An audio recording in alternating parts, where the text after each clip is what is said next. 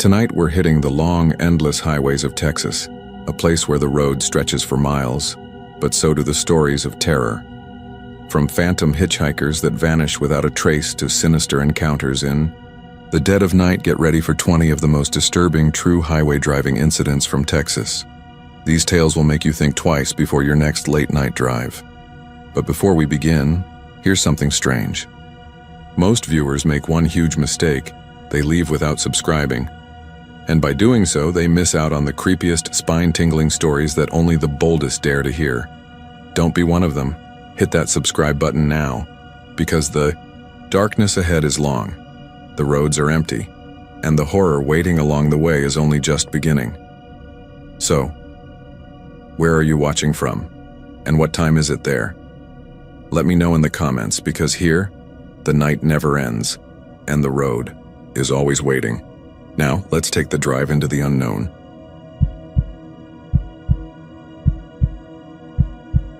I've never really been the type to tell stories online, let alone ones that make me sound crazy. But after what happened last year, I've found myself coming back here night after night, scrolling through other people's accounts, trying to find even one that feels like mine. Something to prove I'm not alone, that I didn't just hallucinate the entire night. The problem is, no matter how many posts I read, nothing ever lines up. What happened to me felt specific, almost personal, and it's been eating at me every day since. Maybe writing it out will help, or maybe it will just make it worse. Either way, I need to get this off my chest. It was July 14th, 2023. I know the date because it was the night I drove back from San Antonio to visit my mom up in Stephenville. I left later than I planned, around 11:30 at night, because I stayed too long helping a buddy move some furniture. I remember checking the weather before heading out. It was humid, high 80s, the kind of sticky air that clings to your skin even at midnight.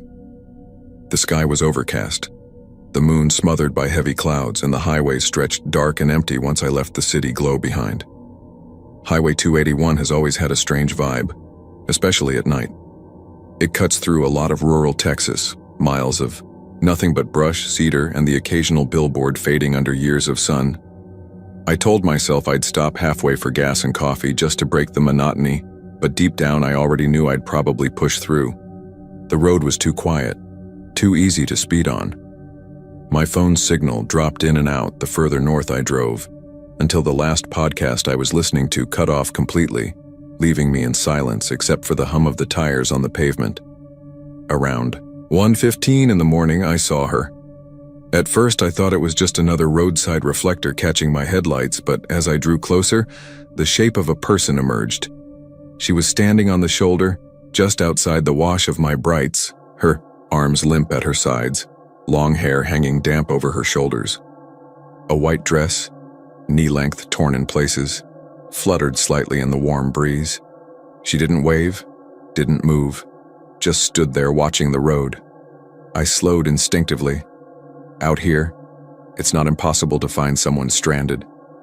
Cars break down, people run out of gas. But something about her made me grip the wheel tighter. I rolled past slowly, my eyes fixed on her face as it came into view. She looked normal. Not ghostly pale, not some horror movie caricature. Just a young woman, maybe in her early 20s, with hollow eyes like she hadn't slept in days. For half a second, I considered hitting the gas and leaving her behind, but then guilt slammed into me. What if she was in trouble? What if she'd been attacked or was fleeing someone? So I braked, pulled over about 30 feet ahead, and leaned across the seat to crank the passenger door open. "You need help?" I called, my voice shaky, trying to sound casual. She didn't answer. She just walked forward, each step deliberate, until she slid into the seat beside me. Up close, I noticed her dress was stained darker in spots, but it didn't look like blood, more like mud, as if she'd been walking in the ditch for hours. The air inside the car seemed to thicken, heavy, with a faint smell of river water and something sour like rust. "Where are you headed?" I asked, forcing a half smile. "Just past the river," she said softly, barely above a whisper. Her voice was calm, flat, but something about the way she said it made the hair rise on my arms. "Past the river. I knew the stretch of road she meant. There was a low bridge over a creek about 10 miles ahead, but calling it a river felt off. I nodded anyway, put the car in gear, and eased back onto the highway. For the first few miles, I tried small talk. Where was she coming from? Did she need me to call someone? She didn't answer.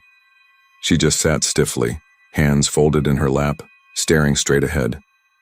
Occasionally, I'd catch her glancing sideways at me, quick flickers of movement I could see in the corner of my eye. Each time, my chest tightened a little more. The silence became unbearable, so I reached over to turn on the radio. Static. Every single station, nothing but static. I fiddled with the dial for a minute before giving up. That's when I realized something was wrong with the air conditioning. The vents were blasting, but the cabin was still sweltering, hotter than outside. I could feel sweat trickling down my back, even though the dashboard said it was blowing cold. When the bridge finally appeared in the distance, relief washed through me. Just a few more minutes, I told myself, and I could drop her off and put this weird detour behind me. As we approached, I slowed, scanning for a driveway or dirt road anywhere she might mean. "Here," she said suddenly, the first word she'd spoken since climbing in. I braked hard, heart pounding. There was nothing, just the guardrails, the dark ribbon of water below, and the endless stretch of empty highway. "Are you sure?" I asked, trying to keep my voice steady. She turned to face me fully for the first time. Her eyes were darker now, impossibly so, like twin pools reflecting, no light. And her expression, God, I'll never forget it. It was a smile, but not out of gratitude. It was the kind of smile people give when they know something you don't, when they're enjoying a secret you'll never understand. I blinked, just for a second, and when I looked again, the passenger seat was empty. The door hadn't opened. I hadn't heard it shut. She was simply gone. My car rolled to a stop in the middle of the bridge, the engine idling rough. I sat frozen, staring at the indentation still pressed into the fabric of the seat, the faint scent of river water still hanging in the air. Every instinct screamed at me to floor it, to get the hell out of there, but my body wouldn't listen. My hands trembled violently against the wheel, and I swear to God I felt something brush the back of my neck, cold and damp, like wet fingertips dragging across my skin. That snapped me out of it. I slammed the accelerator, tires squealing as I shot off the bridge. My chest hurt, breaths coming too fast, but I didn't care. I didn't stop, not for gas, not for anything, until I pulled into my mom's driveway at nearly 3 in the morning. The next day, still shaken, I mentioned it to her. She went pale immediately.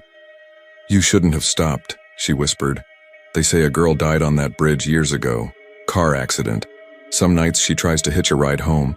I wanted to argue, to tell her it must have been exhaustion, some kind of waking dream.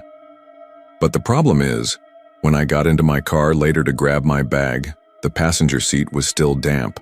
The faint outline of small, wet footprints trailed across the floor mat and stopped right at the driver's side door. And I haven't driven 281 at night since.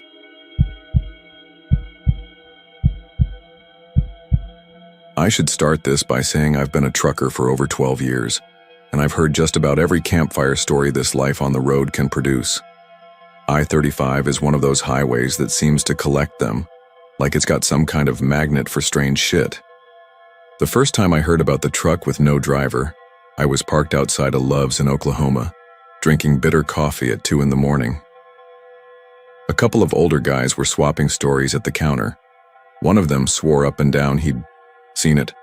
A semi barreling past him with its headlights on high beams, engine roaring. But when it pulled even with him, there was no one in the cab, just an empty driver's seat. He said it disappeared into thin air after it passed. Everyone laughed at him, called it highway fever.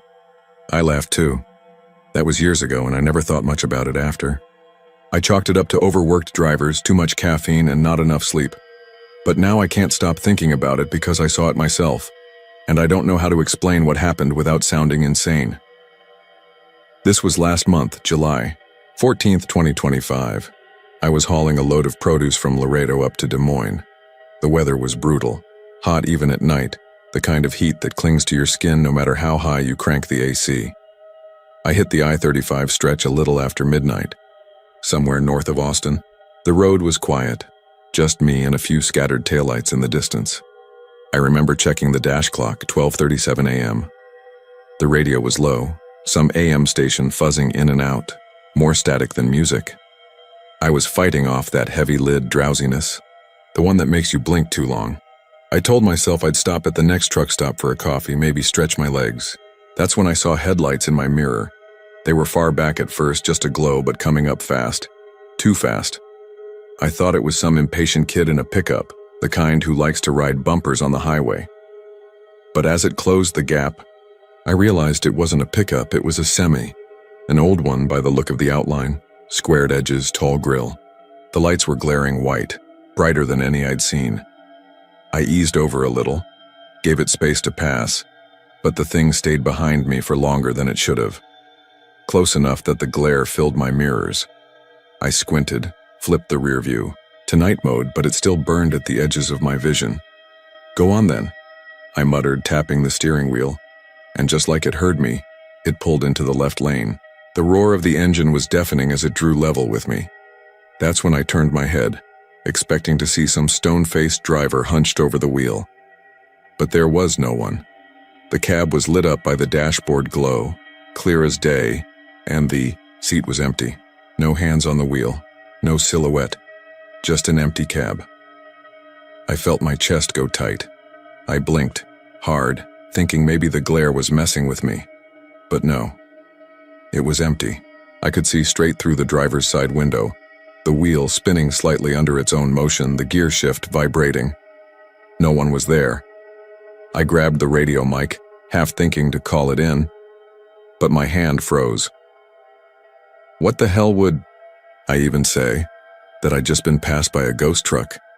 It surged ahead of me, engine growling like it was alive, and for a second I thought I saw the trailer sway too close to my lane. I gripped the wheel, heart pounding. Then, as soon as it got maybe 50 yards ahead, the taillights blinked and vanished. Not faded into the dark, not rounded a curve, just gone. The road in front of me was empty. I slowed down without even meaning to, my foot heavy on the brake.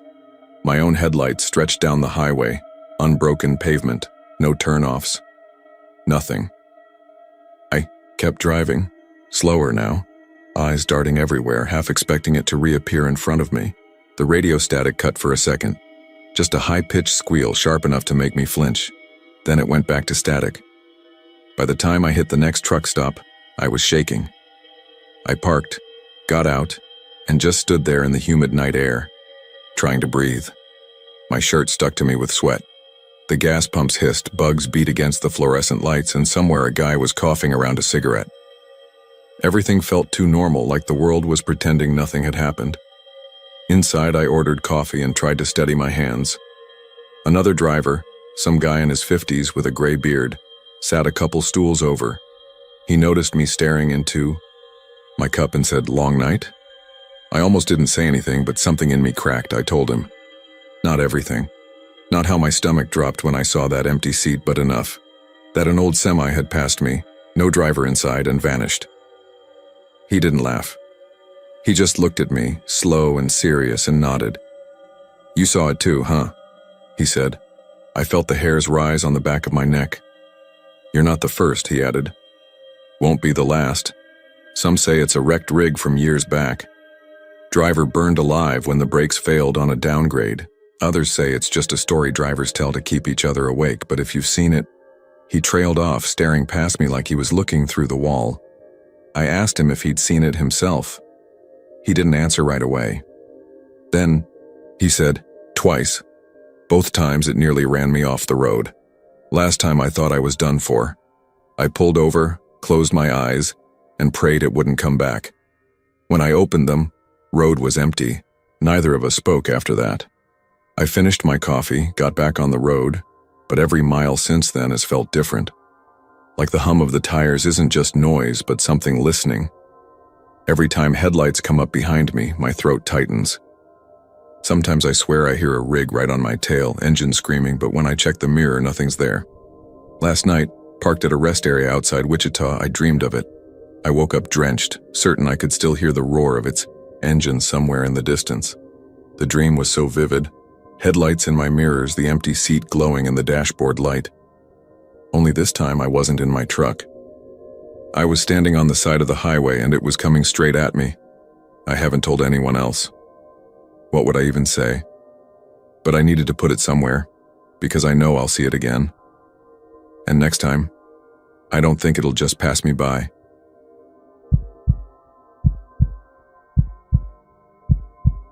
I don't usually post things like this, but I've been carrying it around for a long time, and after reading through a lot of stories on here, I think this is the only place where it might make sense.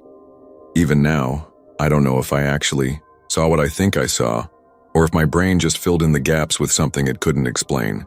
But I can't shake it, and it's been years.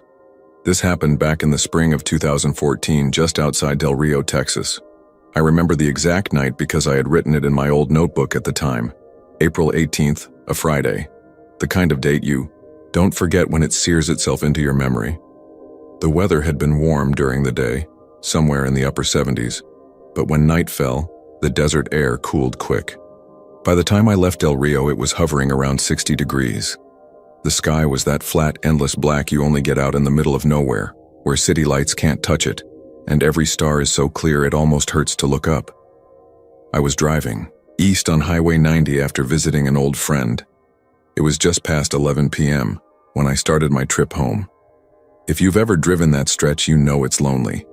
2 lanes of cracked asphalt cutting through brush, mesquite trees, and miles of nothing. Every now and then, the road dips and curves, and you see the faint glow of another car's headlights way out on the horizon. But most of the time, it's just you in the desert. I had about an hour and a half ahead of me, but I didn't mind. I liked those quiet drives. I rolled the window down a little to let the cool air in, kept the radio low, and just settled in. It was maybe 20 minutes outside Del Rio when I noticed the first strange thing. A set of skid marks across the asphalt. They were fresh. I mean, really fresh. The rubber still looked black and sticky, like whatever had made them had happened not long before I passed through. They cut sharply from the eastbound lane toward the desert as if someone had slammed the brakes and swerved off the road. I slowed down a little, glancing at the shoulder. I didn't see any headlights, no hazard lights, nothing that suggested a car had gone off into the brush. Still, the marks were deep, jagged, like someone had lost control at high speed. I remember muttering to myself, "Damn, hope they're all right," but I kept going. Not even 10 minutes later, I saw another set. This time on the westbound side. Same deal, deep, sharp, cutting straight toward the desert. Again, no cars, no signs of an accident, just empty land. It was strange enough that I actually pulled over. I put my hazards on, got out, and shined my phone flashlight along the brush. The ground was disturbed where the skid marks ended, like dirt had been kicked up. But there was no wreckage, no broken glass, no tire still spinning in the dark. Just silence. I stood there for a while, listening. The desert at night isn't usually silent. You'll hear crickets, wind in the brush, maybe the distant call of something wild, but that night it felt heavy. Dead, like the air itself was holding its breath. I shook it off, got back in the car and told myself I was overthinking. Another 15 miles down the road, the smell hit me. If you've ever passed a fresh car accident, you know it. Burned rubber, hot metal, and that sharp chemical tang of leaking fluids. It was faint at first, then strong enough to sting the back of my throat. My headlights caught something up ahead, a haze hanging low across the lanes. Smoke. My stomach dropped. I slowed to maybe 20 miles per hour, gripping the wheel tighter, craning my neck to see. Through the smoke, I thought I saw fire. Orange light flickering just off the road like a car had gone up in flames. My heart was pounding by then. I reached for my phone to call 911, but before I even dialed, I rolled closer and the fire was gone. No wreck, no smoldering car, no fire crew, nothing but an empty road, stretching out clean in both directions.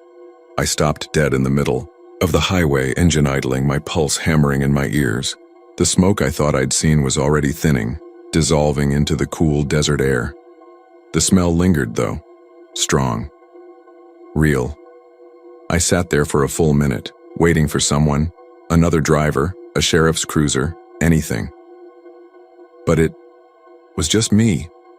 Okay, I said out loud to myself, voice shaking.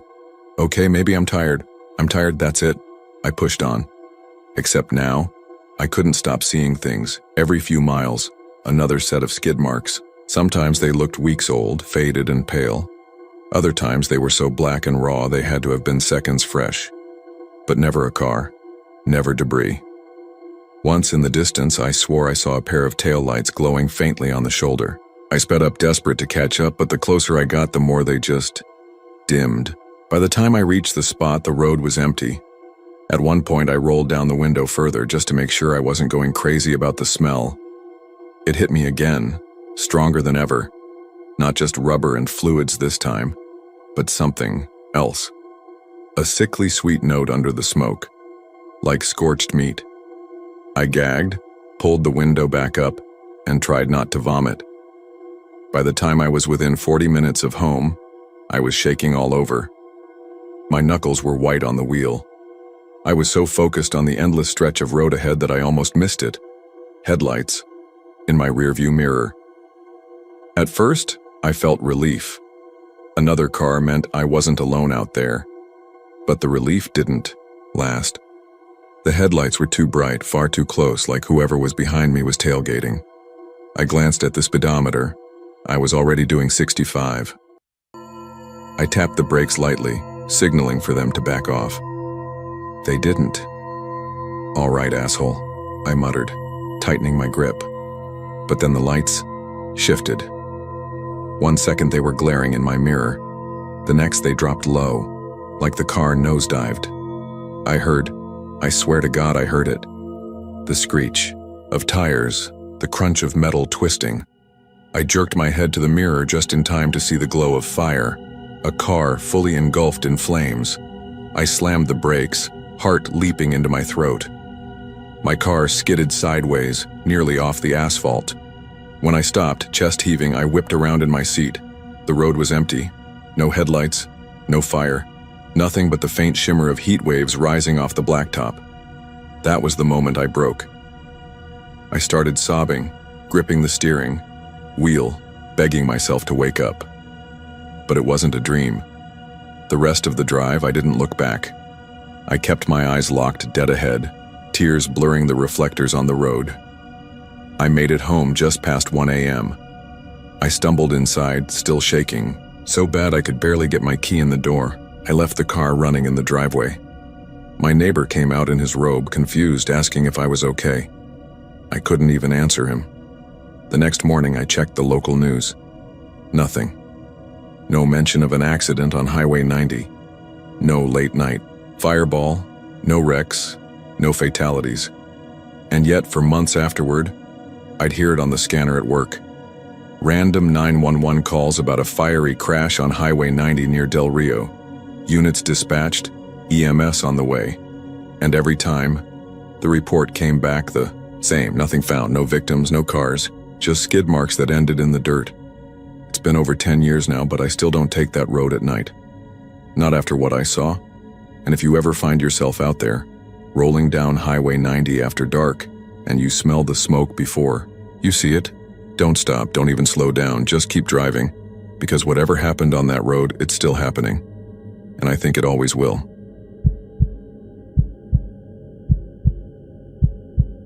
It was September 14th, 2019, a Saturday night that had started out humid, like most early fall evenings in East Texas.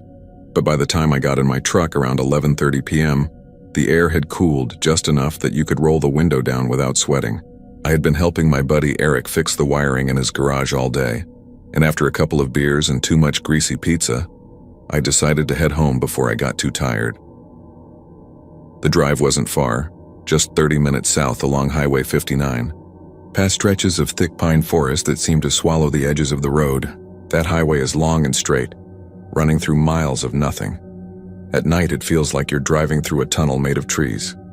The only light is your own headlights, sometimes catching the reflective eyes of deer at the roadside. I'd driven it hundreds of times, but that night the darkness felt heavier than usual, like the forest was pressing in closer. I remember checking the clock on the dash. 11:42. My radio was tuned to a local station that plays a lot of old rock. Lynyrd Skynyrd, Tom Petty, stuff like that. It was faint, fading in and out as I got farther from town, the static crackling whenever I passed beneath the sparse power lines. I didn't mind. That kind of half-clear sound had always been part of long country drives for me. About 10 minutes into the trip, the station cut out completely. The music warped like someone dragging their finger across a record, then fell into static. At first I thought nothing of it, just bad reception. I reached over and tapped the knob, trying to bring it back. That's when the static shifted.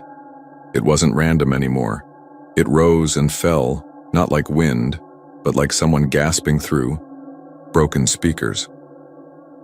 At first I thought maybe it was a late-night talk show bleeding in from another station, but then I heard it. A voice, faint under the static. A woman's voice. It was soft, hard to make out. I leaned closer, keeping one hand on the wheel, eyes fixed on the dark strip of highway ahead. "Don't stop," it whispered. I froze, hand hovering over the dial. The voice had been warped by static, but I swear I heard those two words clear as day. My stomach tightened. A mile passed, the trees on both sides blending into black walls. Then again, louder this time, cutting through the static with a desperate sharpness. "Don't stop." My knuckles went white around the steering wheel. I glanced at the radio as if that would explain anything, but the digital screen still glowed its usual dull green. No station name, just numbers. I don't scare easily, but something about that voice made me feel like a kid again. Like when you wake up from a nightmare and can't shake the feeling that something is standing in the corner of your room. Before I could even process it, something leapt into the road ahead of me. A deer. Big, antlers wide, eyes shining white in the beams of my headlights. I slammed the brakes, tires squealing as the truck fishtailed slightly. My seatbelt dug into my chest, but I managed to keep control. The deer bolted across the lane and disappeared into the woods, its tail flashing once before vanishing into black. I sat there for a second, heart pounding. If I had been going even a little faster, if I had taken one more second to react, I would have hit it dead on. Out there, that could mean more than a wrecked truck. It could mean bleeding out on the roadside before anyone found you. The radio hissed again, and through the static I heard it one last time. The woman's voice, urgent and shaking. "Don't stop." Then silence. The station cut back in as if nothing had happened. Skynyrd again. Simple Man, of all songs. I didn't touch the dial after that. Didn't even breathe too loudly. I just drove, eyes darting to the woods every few seconds. When I finally pulled into my driveway around midnight, I sat in the truck with the engine idling. The cicadas buzzed in the trees, and for once I was glad to hear their noise. Normal, living noise, not that static. Not that voice. I told myself it must have been my imagination mixed with bad reception and the stress of a long day. But the timing, the warning right before the deer, I can't write that off. I don't know who or what was on that radio, but I do know one thing. If I had ignored it, I might not be here writing this. And here's the part that unsettles me most. I never told anyone about it until a few months later when I mentioned it to Eric. He went quiet, then told me his cousin had been killed on that same stretch of Highway 59 back in 2004. Head-on collision with a deer. His truck flipped. He never made it out. The radio in his truck was still on when they found him.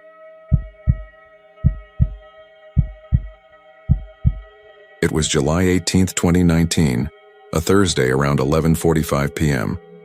I remember the time exactly because I had been glancing at the dashboard clock every couple of minutes, silently counting down the miles left on I-10 before we'd cross from Texas into New Mexico. My wife was dozing in the passenger seat with her head against the window, and our 6-year-old daughter, Emily, was bundled up under a thin blanket in the back, completely out. The air outside the car was heavy and warm, the kind of dry heat that still clings to your skin even after the sun's been down for hours. We were driving westbound, somewhere between Fort Stockton and Van Horn. If you've ever taken that stretch, you know it feels like endless desert. Flat, scrubby land under a black sky that swallows everything whole. The headlights carved out a little cone of visibility, but beyond that there was nothing.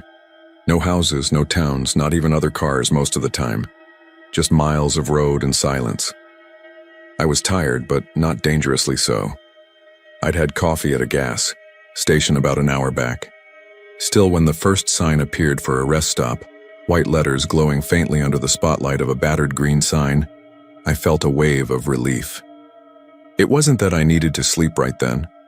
It was more the thought of stretching my legs, using the bathroom, maybe letting Emily go if she woke up. Long drives with family are always a balancing act. Stop too often, you lose hours. Don't stop enough, and you're risking cranky breakdowns. The sign said, "Rest area, 2 miles." I tapped my wife's arm. "Hey, there's a stop coming up. Want to pull over?" She half opened her eyes, murmured something like, yeah, and drifted back. So I slowed down a little, watching for it. Sure enough, the glow appeared ahead, a cluster of bright white and amber lights cutting through the black nothingness. It looked welcoming, in a strange way, like an island in the middle of an ocean. As we drew closer, I noticed how bright it really was. Floodlights illuminated a wide, neat parking lot, with maybe 4 or 5 cars scattered around. The building itself looked almost new, low, modern, with clean lines, the kind of architecture Texas rest stops have been upgrading to in recent years. There were picnic tables under lit shelters, vending machines glowing behind glass, and bathrooms clearly marked. I pulled off, parked near the middle. The pavement was flawless, smooth, and dark, with fresh striping that almost gleamed under the lamps. No cracks, no potholes. It struck me as odd for a desert rest stop, but I didn't dwell on it. I shut the car off. "Okay," I whispered, stretching. "Let's make this quick." Emily stirred when I opened the door. "Daddy?" "Just a stop, sweetheart. You can stay in the car if you're sleepy." But she wanted to come, so we all went in. Inside, it was spotless. Almost too spotless. Bright fluorescent lights hummed quietly overhead, bouncing off clean tile floors. The bathrooms were pristine, smelling faintly of disinfectant. The vending machines were fully stocked. Chips, candy, bottled water, even little sandwiches in plastic wrap. My wife joked, "Wow, this is nicer than the ones near Houston." I remember chuckling. It really was. Emily wanted a pack of M&Ms, so I fished some quarters out of my pocket and let her buy them. There was a little sitting area inside, plastic chairs bolted to the floor, a map of Texas on the wall, brochures, neatly stacked. A man sat a few seats down, wearing a faded baseball cap, staring straight ahead without moving. He didn't acknowledge us, didn't even glance our way. Something about that made me lower my voice when I asked Emily if she was ready to go. We were probably inside for 10 minutes at most. When we came back out, I noticed how quiet it was. Too quiet. The floodlights were still buzzing, the desert stretched out black in every direction, but there was no sound. No insects. No cars passing by on the interstate. Nothing. I told myself. It was just the isolation. We got back in the car. I started the engine, backed out of the space, and eased onto the ramp. Within seconds, we were swallowed back into the darkness of I-10. The whole thing would have been forgettable. Just another late-night stop on a long drive, if not for what happened the next morning. Around 9 a.m., after a few hours of sleep, at a motel in Deming, I decided to plan our next stretch of the drive. I opened my phone, pulled up the map, and tried to find the rest area where we had stopped. Nothing. I zoomed in, scanned every couple of miles on that stretch between Fort Stockton and Van Horn. There were a couple of picnic pull-offs marked as tiny rest areas, but no full-service stop like the one we'd seen. Not where I remembered it. Not anywhere close. I asked my wife, "Do you remember the name on the sign last night?" She frowned, sipping her coffee. "No, but it was right before Van Horn, wasn't it?" I shook my head. "No, it was way earlier. And it wasn't one of those little picnic stops. This was big, Full building, vending machines, bathrooms, new looking. She thought about it, then said, "I remember the lights. It was bright. But, are you sure it wasn't just a truck stop?" "No. It was labeled rest area. Big green sign. You saw it too." We argued lightly about it for a few minutes until Emily piped up from the back seat. "Daddy, that man with the hat, he didn't blink." I froze. "What do you mean?" "In the chairs. When I ate my M&Ms. He didn't blink even one time." I watched him. My wife and I exchanged a look. Neither of us said anything else.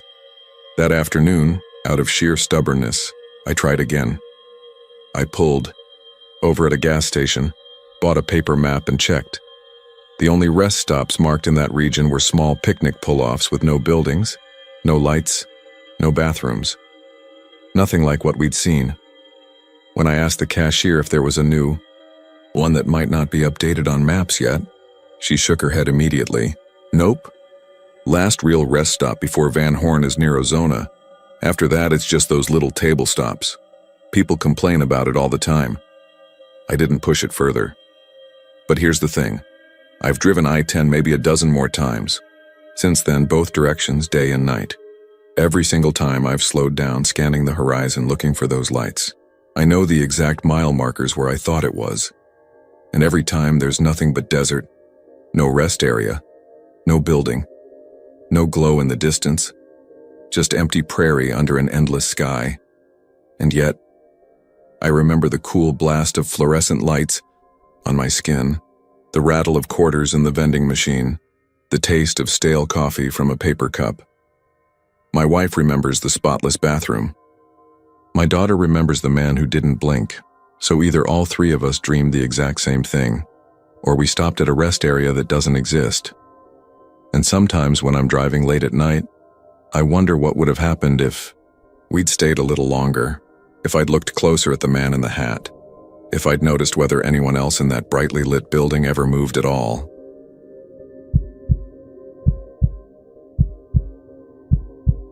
It was Friday, October 14th, 2022, a little past 11:30 at night when I found myself driving north on Highway 287 out of Wichita Falls, Texas. The weather had cooled after weeks of lingering heat. It was one of those nights where the sky looked painted in flat shades of black and gray, clouds smothering the stars, and the air felt heavy as if it were holding back rain. I had rolled down my window just enough to let in the smell of dry grass and the faint, sour tang of oil fields. The hum of my tires on the asphalt mixed with the low drone of my old Chevy's engine, and for a while, the rhythm of the road was enough to lull me into that half-trance you get when driving long distances. The highway was almost empty. Every now and then I'd pass a semi heading the opposite direction, headlights cutting twin glares through the night. But otherwise it was just me and the black stretch of road. My destination was Amarillo, another 3 hours away where my sister lived. I had promised her I'd be there by morning to help with some house repairs, but really I just wanted a reason to get out of town. Work had been suffocating, and the quiet of a night drive always felt like an escape. I remember glancing at the green glow of my dashboard clock, watching the minutes crawl. Somewhere between Bellevue and Henrietta, I caught movement on the shoulder ahead. At first I thought it was an animal, a deer maybe, standing too close to the road. I eased my foot off the gas, ready to brake. But as the headlights swept closer, the shape sharpened into something unmistakably human. It was a man. He staggered along the gravel shoulder, barely keeping upright. His clothes were so dark they almost blended into the night. But what stood out, what made my chest seize, was the way his shirt glistened. It looked wet, plastered to his torso, and his arms, his face, even his legs down to the knees were smeared with something thick and dark that caught the light in dull streaks. Blood. I slowed instinctively, my mind scrambling to make sense of it. Car accident? Maybe he'd been hit and was trying to find help. That had to be it. Out here, people helped each other. That's what I told myself as my truck rolled to the shoulder and stopped a dozen yards ahead of him. I put the hazard lights on and leaned across the passenger seat, cranking down the window. "Hey, you all right?" I called out. The man didn't answer. He staggered a few more steps, weaving like he was drunk, before stopping in the wash of my headlights. He lifted his head. For a moment, I thought he was going to collapse right there. His chin sagged to his chest, then jerked back up. That's when I noticed his eyes. They caught the light strangely, like glass marbles. Not glowing, nothing supernatural like that, but flat, reflective, vacant in a way that didn't sit right. He opened his mouth like he wanted to speak, but no sound came. Just a wheezing rasp, wet and ragged. I threw the truck in park and grabbed the flashlight from the glove compartment. Against my better judgment, I opened the door and stepped out. The air smelled faintly metallic now, like rusted iron. "Sir, are you hurt? Do you need me to call an ambulance?" The man's body gave a sudden shudder, as if he'd hiccuped, violently, and then he was gone. Not gone like he ran off into the fields. I mean, he was there, standing in my headlights, and in the split second it took for me to blink, the shoulder was empty. The gravel crunched under my boots as I walked, forward, swinging the flashlight beam side to side. My stomach twisted, every nerve screaming at me to get back in the truck. I told myself maybe I'd imagined it, that long drives can play tricks on your eyes, but the smell of iron was stronger now, thick enough that it made me gag. I swept the light across the shoulder, the ditch, the fields beyond.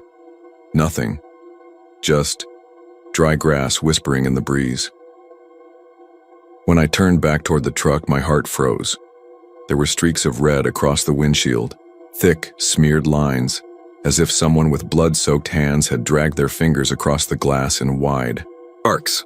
Some of it was inside, on the dash and steering wheel, as though whoever or whatever had been sitting in my seat, pressing bloody palms against the glass from within. I dropped the flashlight. It hit the gravel with a clatter, the beam rolling, wild. I could barely breathe. My body went cold, heavy, like my blood had turned to lead.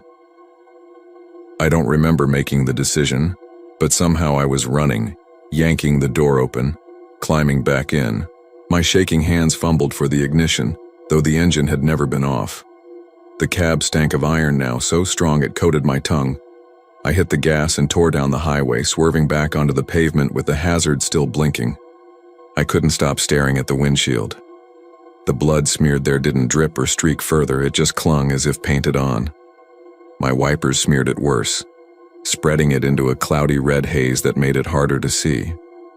I drove like that, for miles until the streaks seemed to fade. At first I thought they were drying, but then they were just gone. By the time I pulled into a gas station outside Vernon, the glass was spotless, inside and out. My hands trembled as I ran them across the dashboard. No stains, no smell. The overnight cashier gave me a strange look when I stumbled in, pale and sweating. I bought a bottle of water just to have something to do with my hands. "You okay, man?" he asked, scanning the bottle. I hesitated, then forced a laugh that sounded thin. "Yeah, just tired. Long drive." He nodded but kept watching me, as if he didn't believe it. I didn't tell him about the man or the blood or how the smell still clung faintly to my skin even after washing at the sink. I finished the drive to Amarillo in silence, eyes locked on the road, every nerve taut with dread. My sister never believed me when I told her the next morning. She thought I dozed off behind the wheel and dreamed the whole thing. I let her think that because I didn't have any proof. But 2 weeks later, driving back the same way, I saw something in the rearview mirror. A man standing on the shoulder, drenched in red, watching me. And when I checked again, he was closer.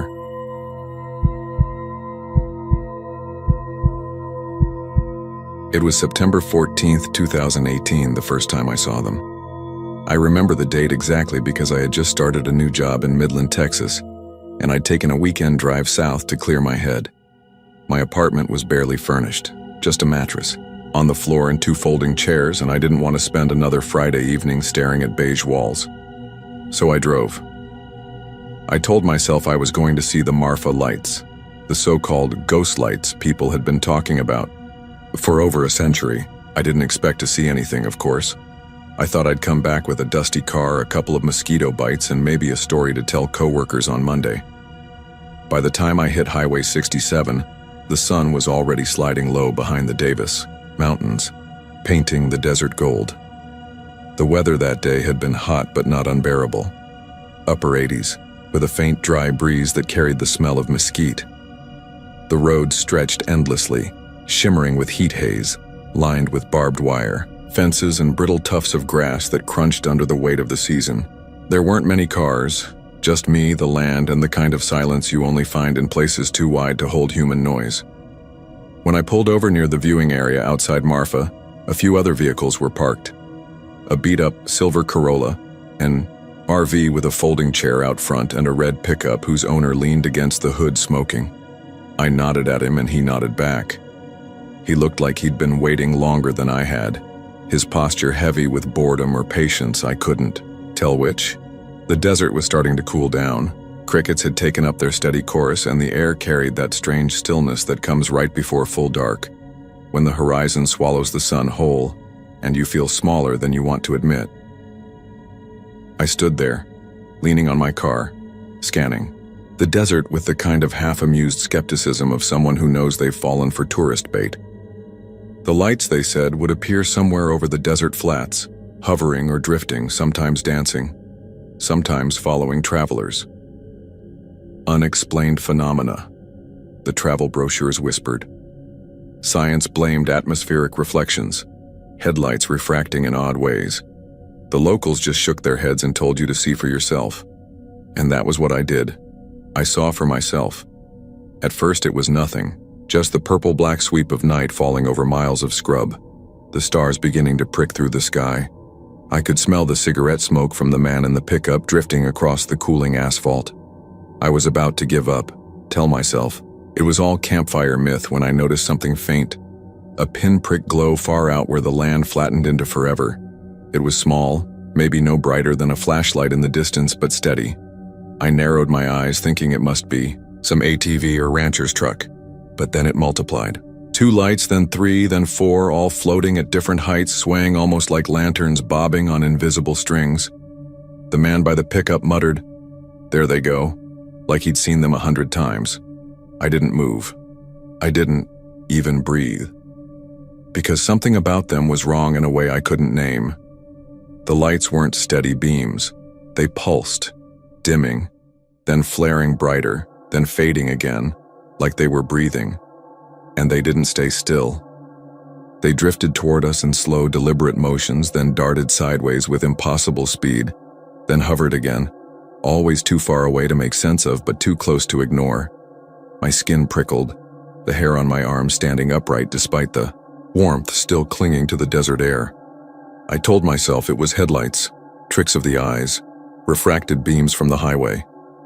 But the thing was, I could see the real headlights on the road too, clear and ordinary, cutting across the desert. These were different. These had no source, no beam, no logic. I tried to shake it off until one of them broke from the others. A single orb, pale white with a tinge of green, started drifting toward us faster than before. I remember whispering, "No way," under my breath. The guy in the pickup flicked his cigarette into the dust and climbed back behind his wheel without another word. The RV door slammed shut. The Corolla backed up and pulled away, taillights vanishing down the road. That left me standing alone, staring at a floating ball of light gliding toward me like it had singled me out. My chest tightened, some primitive part of me screaming to run. But I couldn't. I couldn't even lift my legs. The light slowed when it reached the edge of the fence line, maybe 100 yards away. It hovered there, pulsing brighter, then dimming again. The desert around it cast into strange, shifting shadows. My mouth was dry. I felt the weight of absolute silence pressing down on me. The crickets gone quiet, the breeze dead still. Then, as suddenly as it had come, the light snapped out, just gone. Darkness swallowed the spot it had occupied. I don't remember unlocking my car. I don't remember turning the key. All I remember is flooring it down the highway, the speedometer needle creeping past 90, my hands slick on the steering wheel. The desert was empty again. Nothing followed. Nothing except the echo of that light in my mind, etched into me. like afterburn behind the eyes. I told myself it was nothing. A trick. Fatigue. My imagination wound too tight by suggestion. But over the next few months, things changed. Subtly at first. A light outside my apartment window that vanished when I turned to look. My phone flickering awake in the middle of the night with no notification. Dreams of pale orbs floating just out of reach, always watching, always waiting. And then worse, the moments where I swore I wasn't dreaming at all. Lying in bed, the room lit by a faint glow not coming from the streetlights, but from the corner, where a ball of pale light pulsed like a silent heartbeat. I stopped sleeping. I stopped going out at night. My coworkers noticed, but I laughed it off. Bad dreams, I told them. Newtown jitters. But I knew better. The lights hadn't stayed in Marfa. They'd followed me. The last time I saw it. The last time before I promised myself I'd never drive that stretch of highway again was December 3rd, 2018. Cold night, temperatures in the 30s, sky clear enough to see every star. I was driving back from visiting a client in Presidio, heading north on 67.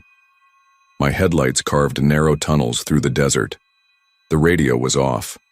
I wanted silence. But then, in my rearview mirror, I caught it. A glow. At first faint, then stronger, brighter, floating above the road behind me, keeping pace with my car no matter how fast I drove. I thought maybe it was another vehicle, so I slowed. But the glow only slowed with me. No shape, no engine. Just a pulsing orb of light following me mile after mile, patient, steady, until I thought my heart would claw its way out of my throat. It vanished just outside of town. One blink, gone. The highway empty, my rear view black. But something changed that night. I knew then it wasn't a trick of the desert, not a mirage or gas flare or passing headlight. It was real. And it wanted me. I still live in Midland. I still sleep in the same apartment. But I keep my curtains closed tight and my mirrors turned against the wall. And every so often when I wake in the dead hour of night, I swear I see the faintest glow bleeding in from under the door, always pulsing, always waiting. And I know one of these nights I won't be able to look away.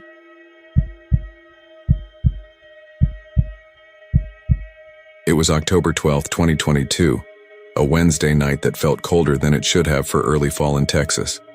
I remember checking my dashboard thermometer just outside of Huntsville around 9:30 p.m., and it read 47-degree wow, which didn't make sense because the forecast had said mid-60s all night.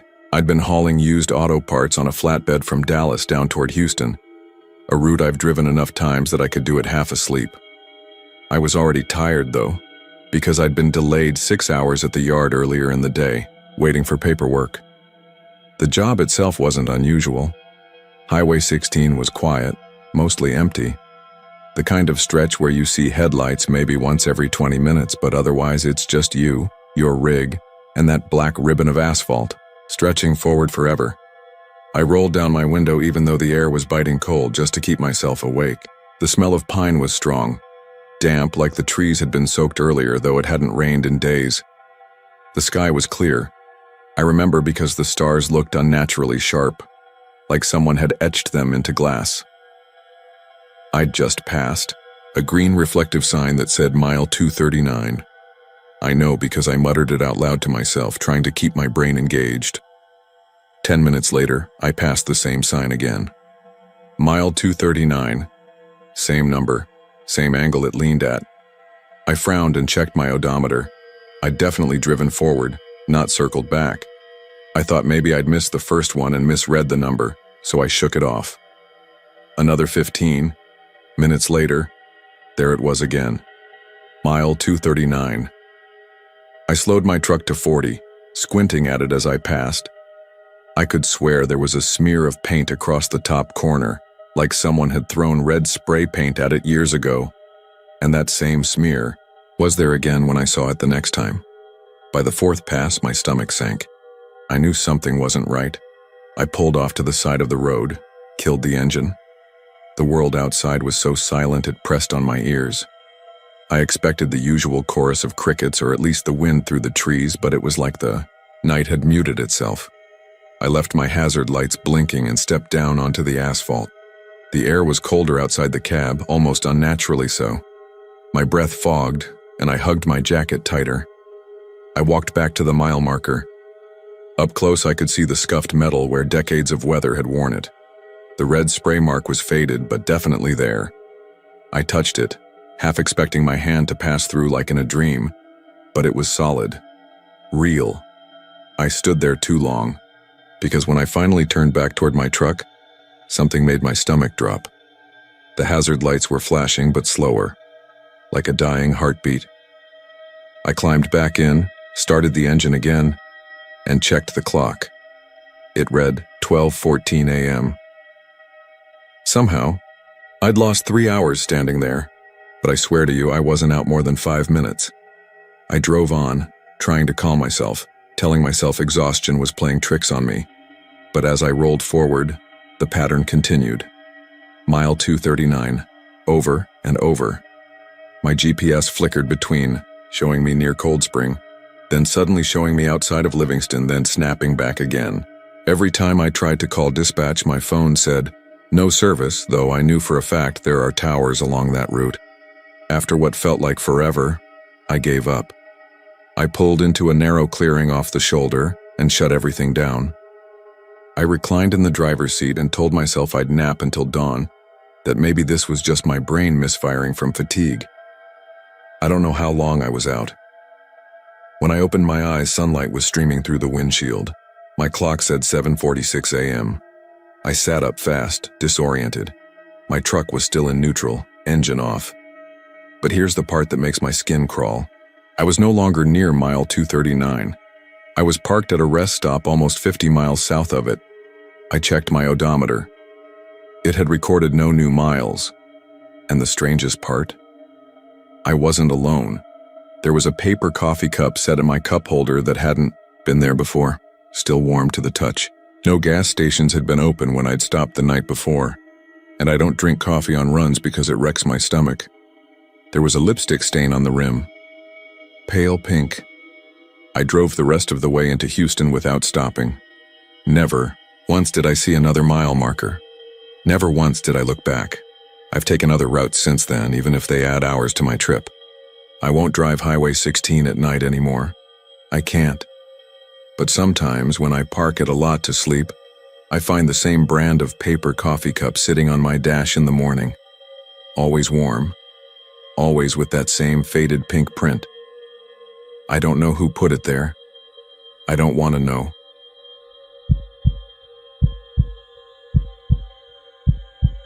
It was October 14th, 2017.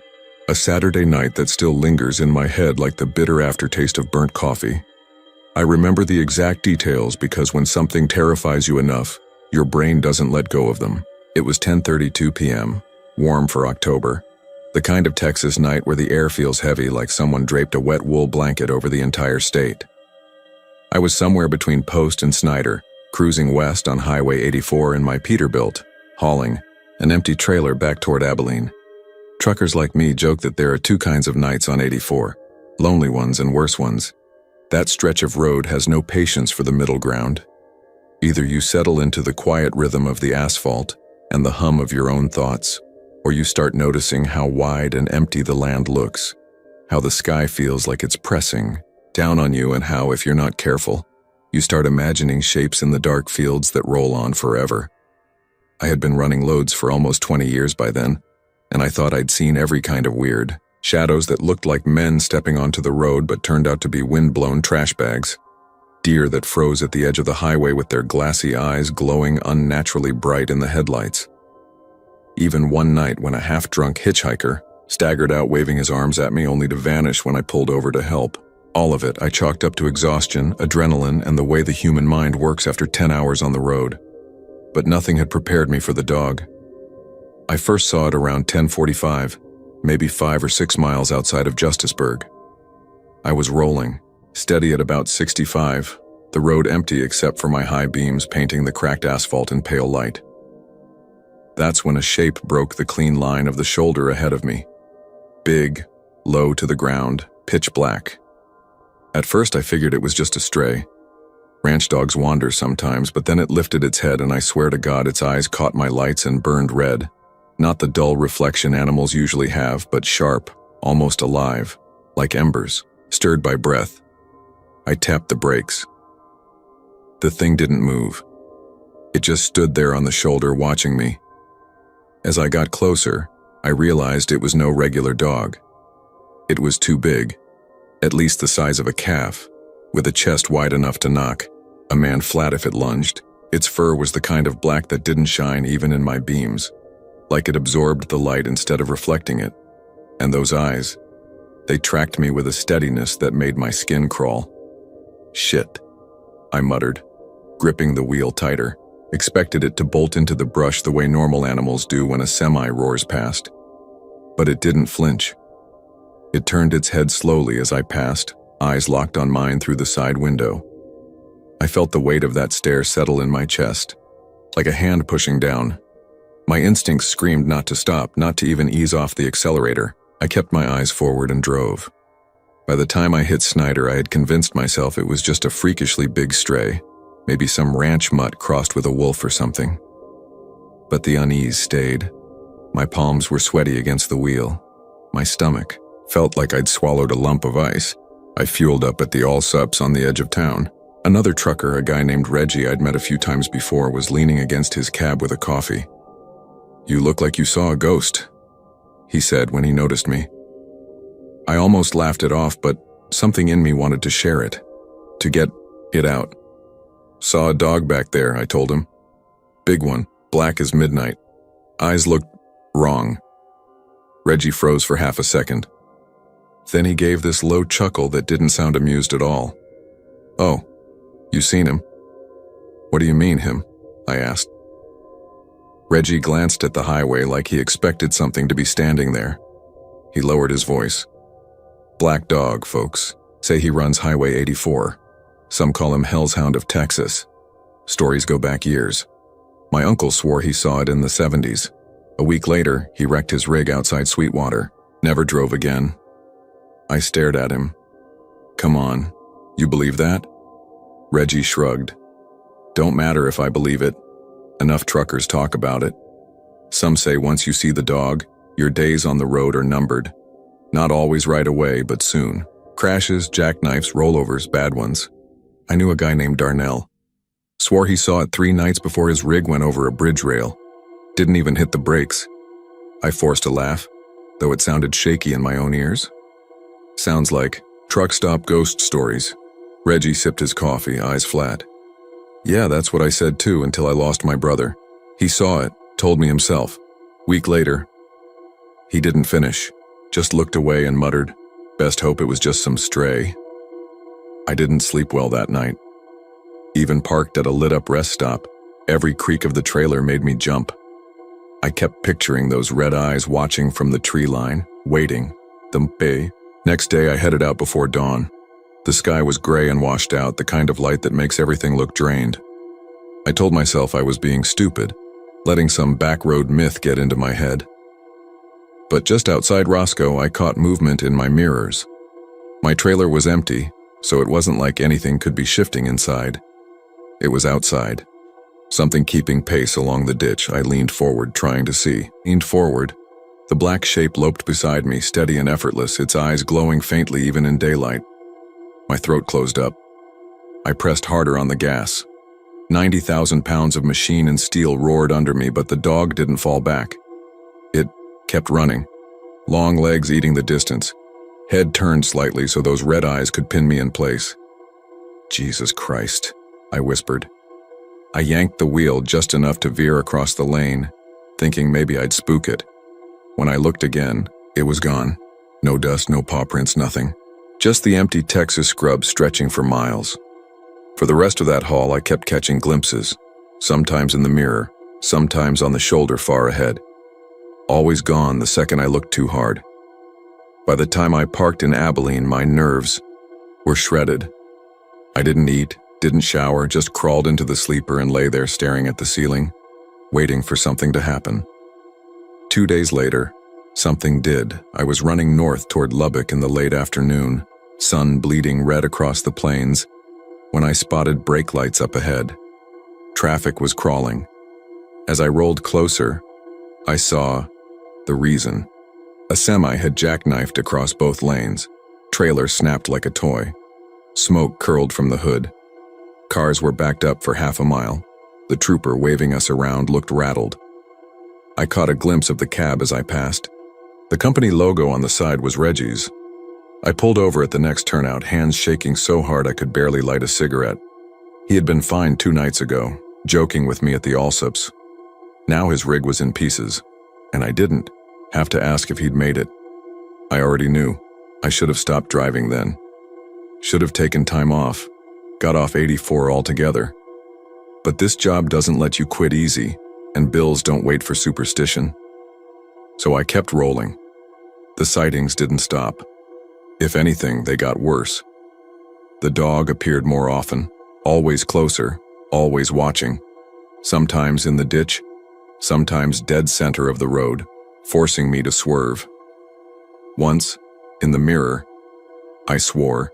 It was running alongside my cab, close enough that if I rolled the window down I could have touched its black matted fur. I stopped telling other drivers. What good would it do? Either they'd laugh or they'd give me the same haunted look Reggie had. Weeks blurred together. I hardly slept. Coffee and adrenaline kept me moving. My chest ached constantly, like I was waiting for something to drop. It's been years now since that first night. I don't run 84 much anymore, but sometimes I have no choice, and every time I do, I see it. Always the same, too big, too dark, too wrong. The eyes that burn. I don't know if it's real. I don't know if it's in my head, but I've lost friends to that road. Good men, careful men. Every one of them saw the dog first. I'm still here, but I don't think I'll be much longer. Lately, I've noticed it in places that aren't the highway. Saw it standing at the edge of the Loves parking lot in broad daylight. Saw it in the reflection of my cab window when nothing was outside. Last night, parked in my driveway, I woke up to claws scratching at the sleeper door. I didn't open it. I just sat there, shaking, until the sun came up. If you're a driver, and you find yourself on 84, keep your eyes open. If you see a huge black dog with red eyes on the shoulder, don't slow down.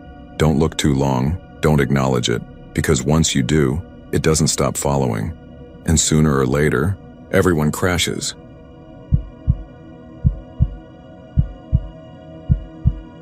I don't really know how to start this without sounding like a liar, or worse, like one of those people who spends too much time writing ghost stories online. I swear to you, every word I'm about to tell you happened exactly the way I remember it. If you drive the I-45 corridor between Houston and Dallas often, especially at night, you may already know the stretch of road I'm talking about. If you've ever felt your headlights catching something that shouldn't be there, or you've had that sensation that another car is right behind you even when your rear view shows nothing, then maybe this will sound familiar. It was October 14, 2021. I remember because I was driving back from a late shift in Houston, headed north toward Dallas. I work as a freight broker, and I had to stay late at the office to close out a deal. By the time I left, it was just past 11:30 p.m. The weather was cold for Texas, in the low 50s, with a light mist that kept clinging to my windshield no matter how often I ran the wipers. The highway was slick and shining under the overhead lamps. For a Thursday night, I-45 was almost eerily empty.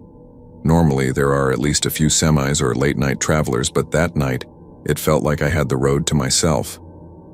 For the first hour or so, nothing unusual happened. I had the radio on low, some old classic rock station barely coming in through static. Every so often I'd pass one of those green exit signs glowing faintly through the mist. The rhythm of it almost put me to sleep. The wipers, the static, the endless black ribbon of road stretching ahead. But around 1 a.m., somewhere between Madisonville and Centerville, I saw headlights in my rear view. At first, I was relieved. It felt almost too lonely out there, and knowing another driver was behind me was oddly comforting. Except the headlights weren't like modern ones. They were dimmer, yellowish, more like the kind you'd see in old movies. They came up fast, and within minutes, I could make out the shape of the vehicle. It wasn't a car. It was an old military truck. The kind with a canvas-covered back and that boxy utilitarian cab. It looked straight out of a WW2 documentary. I thought maybe it was some kind of collector's vehicle, someone hauling it for a parade or reenactment. But then another appeared behind it. And another.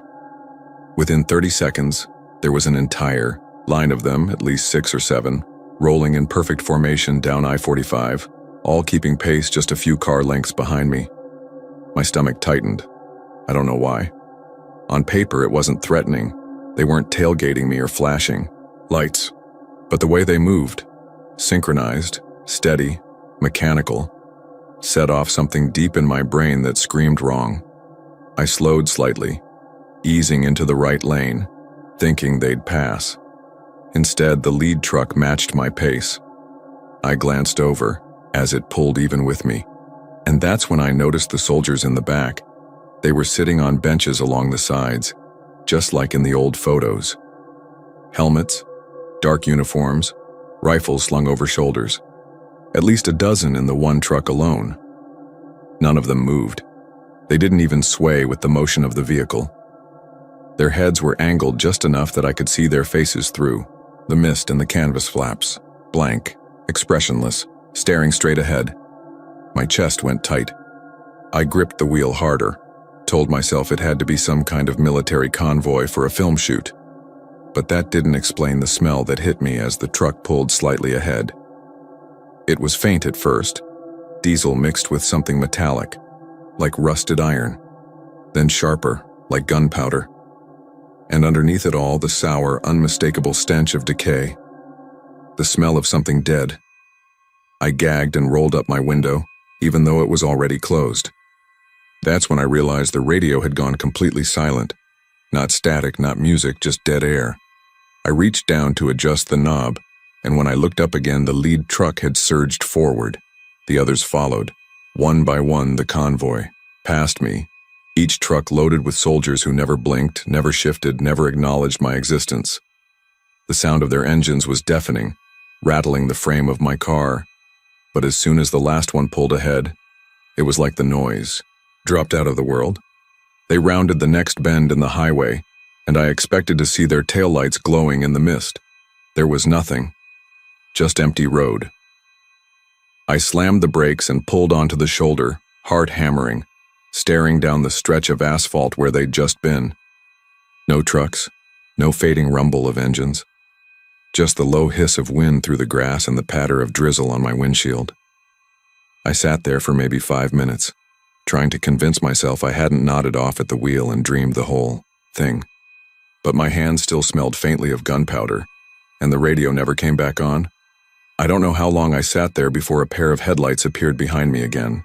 This time it was a real semi, a modern one, the driver leaning on the horn as he roared past. The sound jolted me back to reality. I put the car in gear and drove the rest of the way to Dallas with every light in the cabin on, music blasting from my phone to fill the silence. I didn't see another military truck, not even a hint. I didn't tell anyone for weeks. When I finally mentioned it to a coworker, he went pale. Said his uncle had told him a story years ago about a convoy of ghost soldiers that supposedly haunted that stretch of I-45.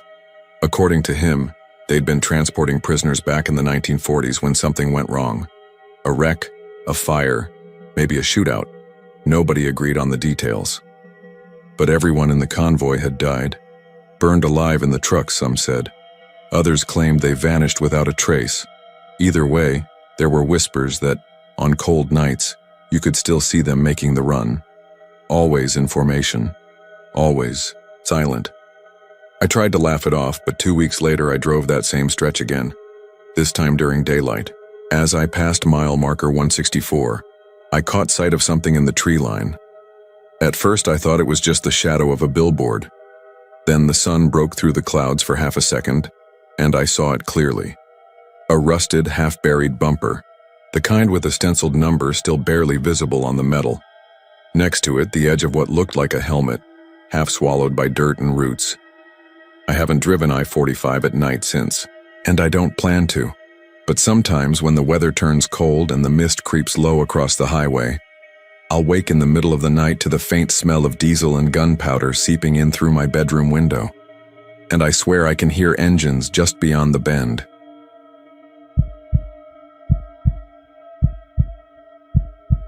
It was late on a Friday night in early November of 2019, the kind of night where the air is heavy and smells faintly of wet leaves and cold iron. I remember it clearly because the weather had been shifting all week, and that evening a thin mist rolled through Denton, softening the edges of every street lamp and turning the woods around Old Alton Road into something that felt older than it was. The temperature hovered around 50 degrees and the damp clung to everything. My hoodie, the metal guardrails, even my breath as it trailed out in front of me like smoke.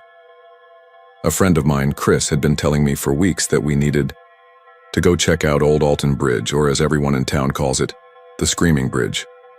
We both grew up around Denton, but neither of us had actually gone there at night. He was obsessed with the stories, that if you parked on the bridge and killed your headlights, you'd hear the screams of a woman who had drowned beneath it years ago. Some said headlights would flicker out until you left, or that you'd feel something pressing on your chest while crossing. The details changed depending on who was telling it, but they all carried the same warning: don't linger too long. It was around 11:15 p.m.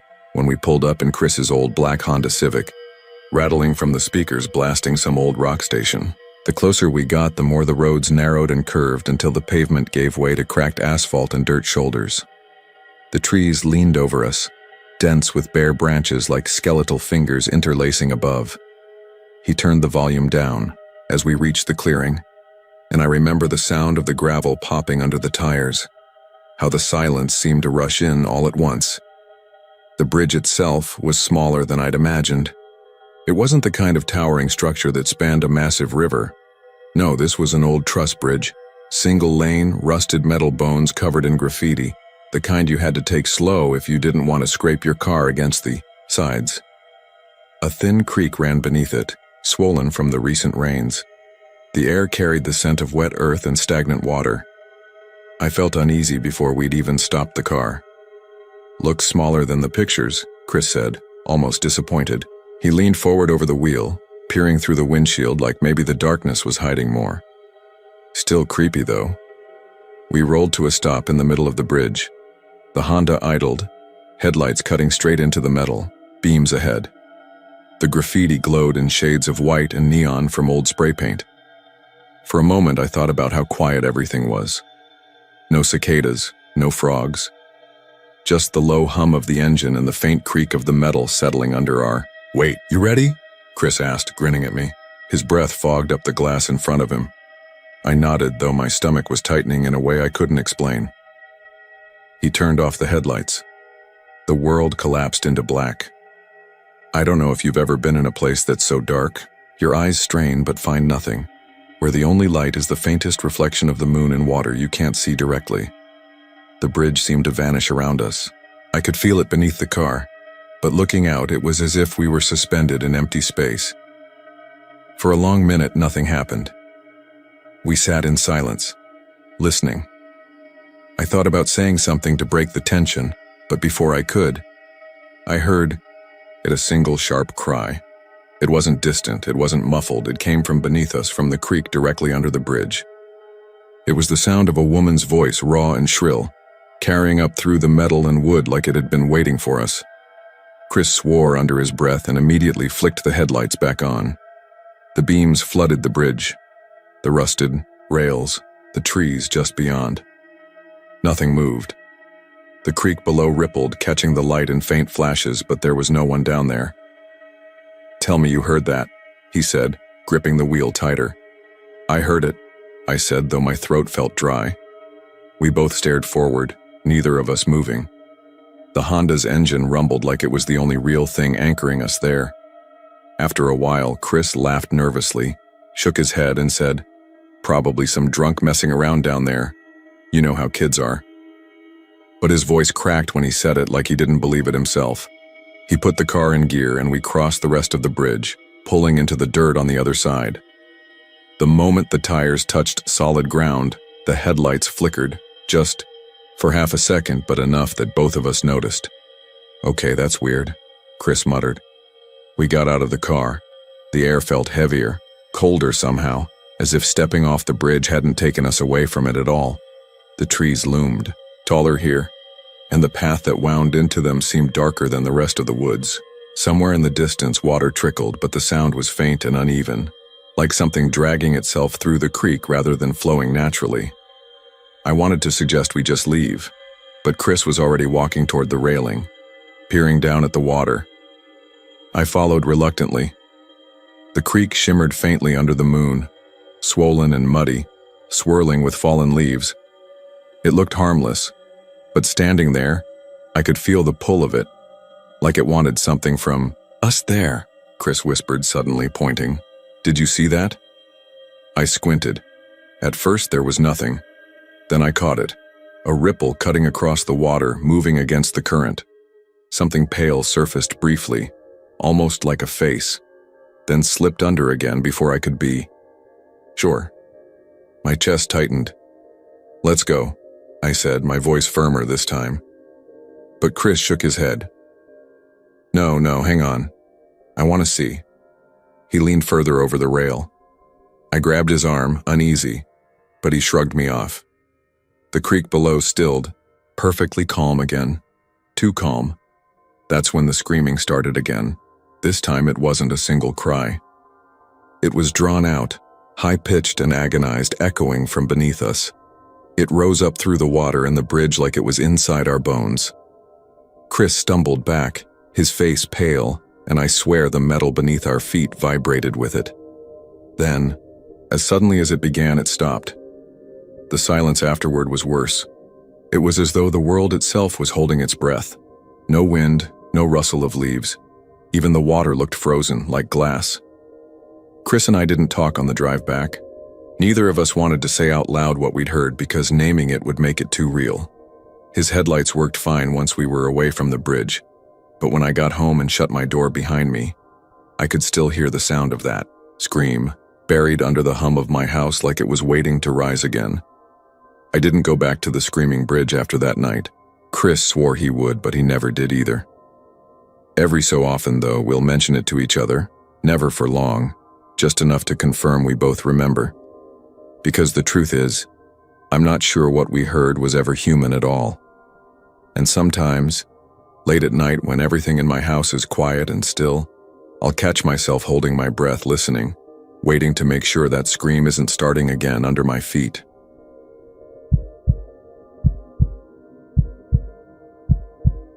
I wasn't planning to write this down, not because I didn't think it mattered, but because I've been trying to convince myself it was just some weird misunderstanding.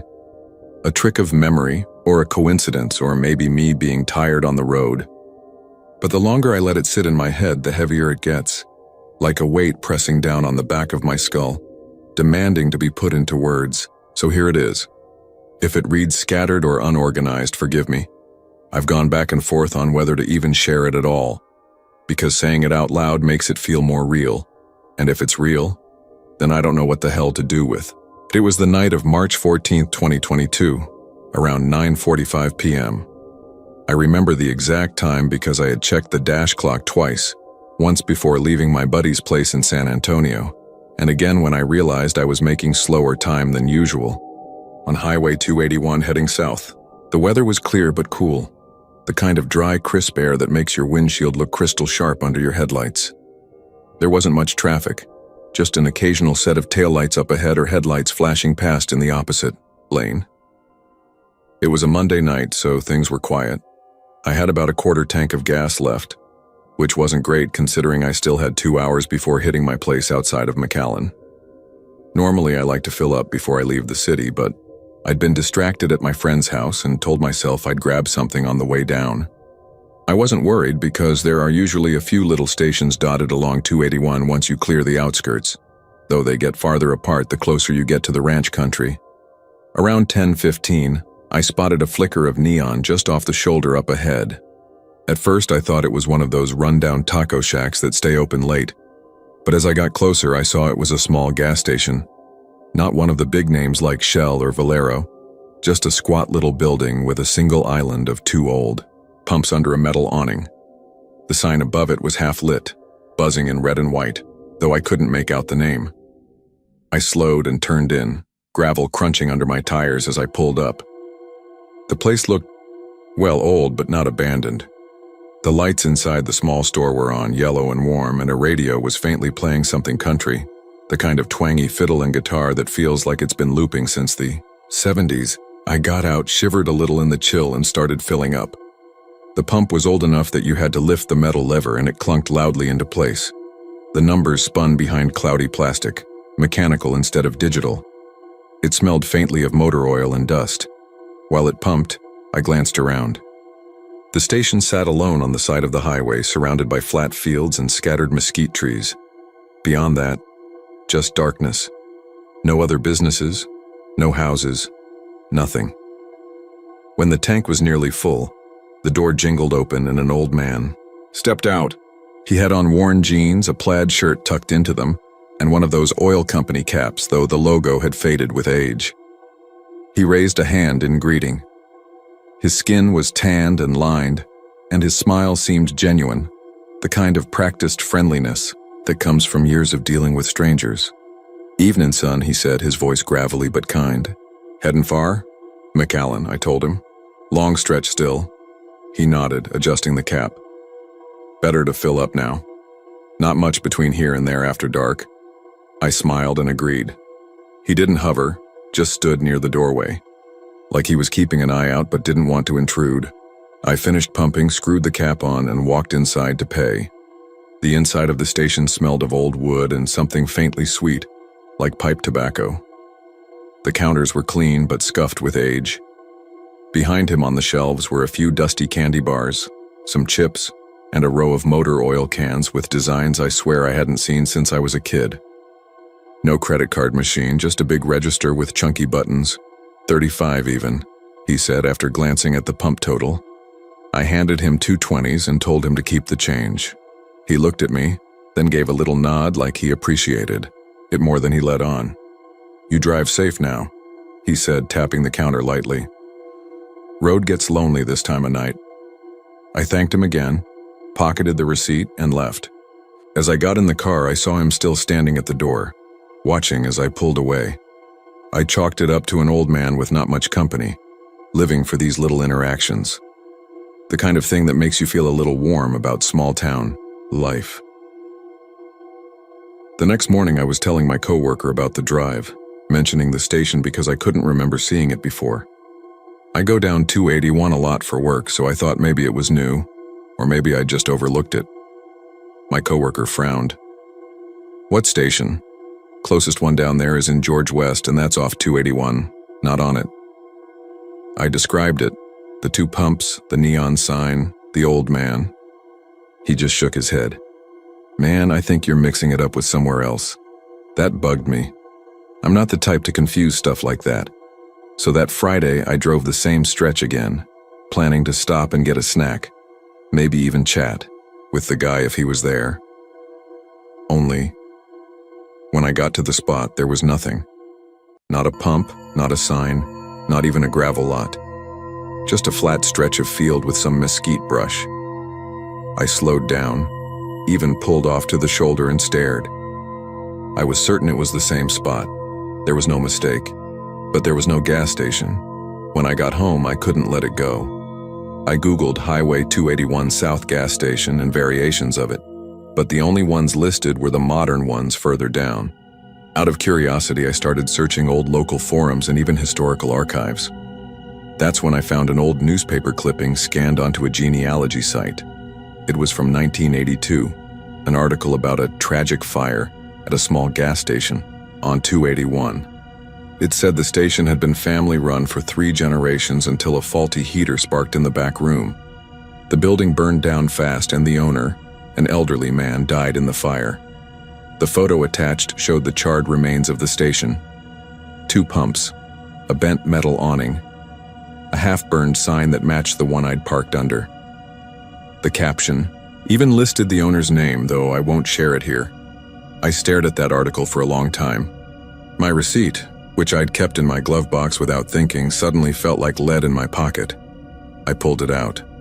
The paper was yellowed, the ink faded, and the station name at the top was exactly what the article had said.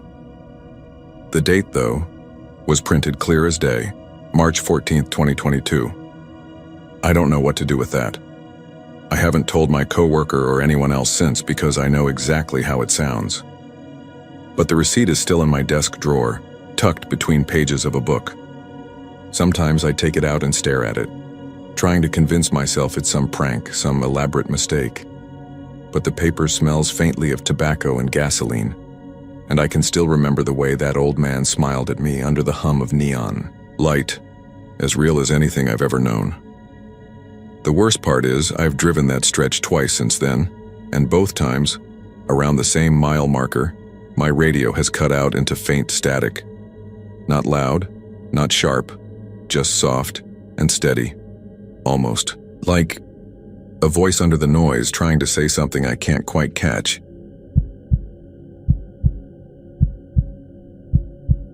I still drive Uber sometimes, but only during the day now.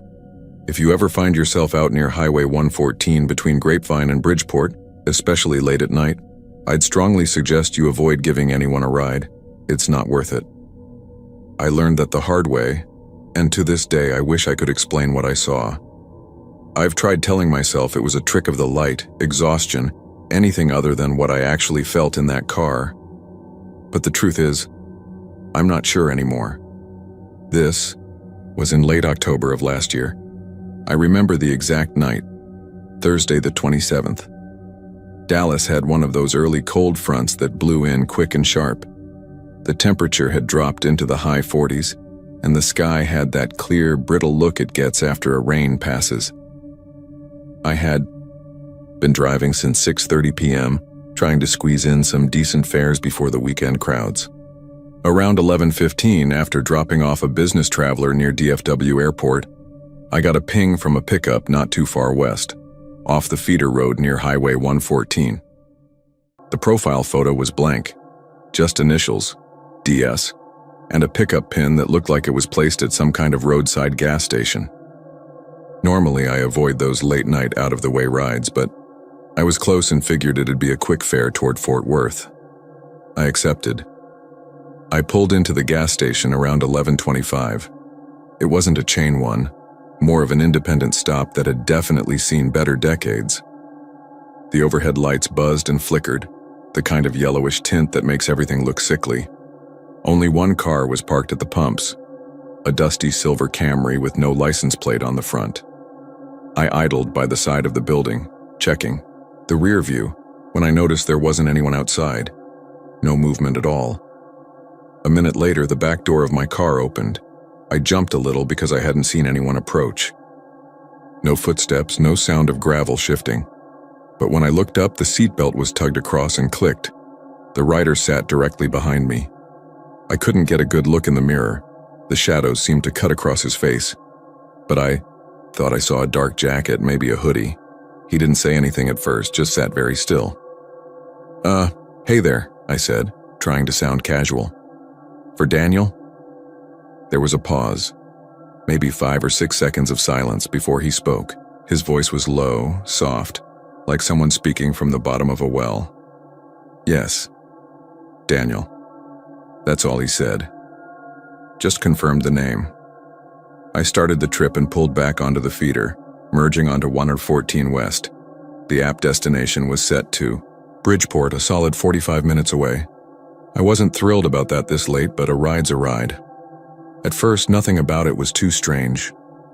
Plenty of passengers are quiet, especially this late, but after a few minutes I realized something was off. The cabin of the car felt colder than outside, as if the heater wasn't even working, though I had it running on medium. The air felt dense, like the pressure you feel before a thunderstorm, heavy in the lungs. I tried small talk. So, heading home from work? No answer. Visiting family? Nothing. The only sound was the faint whine of tires on pavement. At about the 20-minute mark, I finally risked a glance in the mirror. That's when my stomach dropped. The back seat looked empty. I blinked hard, leaned slightly, and checked again. Empty. Just the dark gray fabric, faintly illuminated by the dash glow. But I swear on my life, I heard breathing, slow, steady, directly behind my seat, and the seat belt. The belt was visibly pressed against the cushion like someone was sitting there, but the space itself was empty. I told myself I was imagining things, that maybe he had slouched down where I couldn't see. But when I tilted the mirror slightly, angling it lower, my throat tightened. Because in the reflection, just barely, I could make out the faint outline of a head and shoulders, blacker than the rest of the darkness, sitting upright, perfectly still. I nearly pulled over right then. My fingers twitched on the wheel. Instead, I said, "Everything good back there?" My voice cracked halfway through. There was a pause. Then, that same low, hollow voice. "Keep driving." I don't remember breathing much after that. Every few minutes I checked the mirror, and every time the same impossible contradiction stared back at me. The seatbelt was drawn tight across nothing, yet in the reflection there was something. A figure. I couldn't see eyes, couldn't see a face, just an impression of presence. The ride dragged on forever. My ears began to ring, and more than. Once I thought I heard faint whispers layered under the road noise, too quiet to make out but enough to crawl under my skin. My hands had gone clammy on the wheel.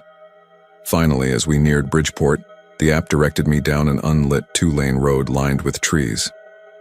My headlights caught only the ragged edges of the asphalt, beyond which was total black. The pin dropped, at what looked like an abandoned pull-off.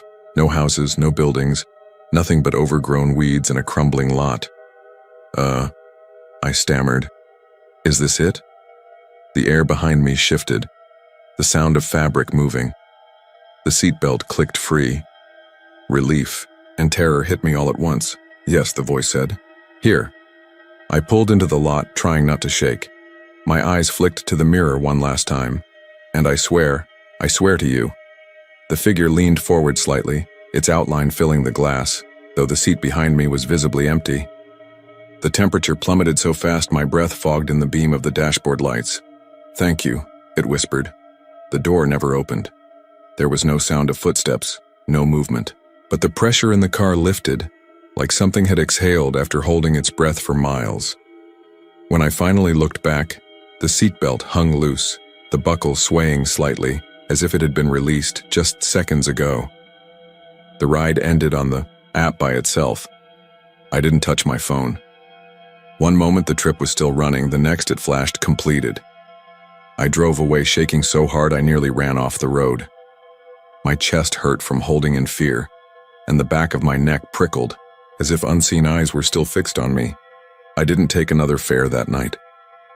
I drove straight home, parked under the yellow glow of the complex lights, and sat frozen in the driver's seat for a long time before forcing myself inside. I told myself not to think about it, not to replay it in my head, but the memory never faded.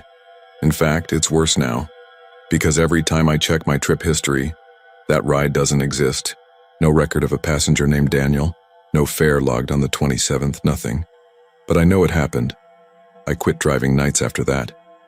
And still sometimes, when I check my rear view at dusk, I see the faintest outline of someone sitting there. Blacker than shadow, waiting. So if you ever find yourself on Highway 114, and you get a ping near one of those empty stations, do yourself a favor. Don't accept it. Because once he's in your back seat, I don't think you ever really drive alone again.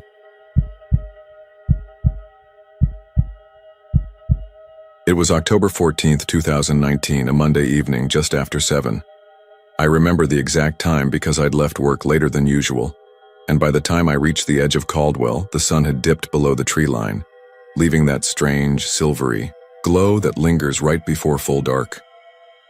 The air was cool for Texas in October, the kind of night where the breeze carries the smell of cut grass mixed with exhaust from the last tractors heading back into barns. I was driving east along Highway 21 heading toward Bryan, my hands loose on the wheel of my 2011 Civic, radio humming low. The highway out there isn't much to look at. 2 lanes each way, patchy asphalt and long stretches of nothing but pastures and tree lines broken by the occasional gas station or church. It's the kind of road you stop paying attention to until something forces you awake. That night, the road was nearly empty. A pickup truck passed me heading west toward Austin, and then nothing for miles. About 10 minutes outside Caldwell, I noticed headlights behind me. Nothing unusual about that, it's a highway. But they were far back, and I saw them cresting hills, disappearing and reappearing, always keeping the same distance. I wasn't in a hurry, so I stayed around 60. After a few more minutes, I checked my mirror again. The headlights were closer. Whoever it was had closed the gap in less than a minute. The vehicle behind me pulled up fast enough that I could see the shape. A red pickup, old model, maybe late 70s or early 80s. It had a dented hood and the paint looked dull, like it hadn't been washed in years. The headlights were uneven, one brighter than the other. At first I figured it was just some impatient driver. People around here drive aggressive, especially on empty highways.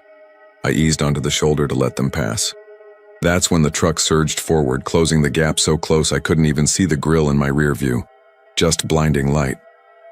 I felt my chest tighten. I pressed my hazard lights, a universal sign of go around.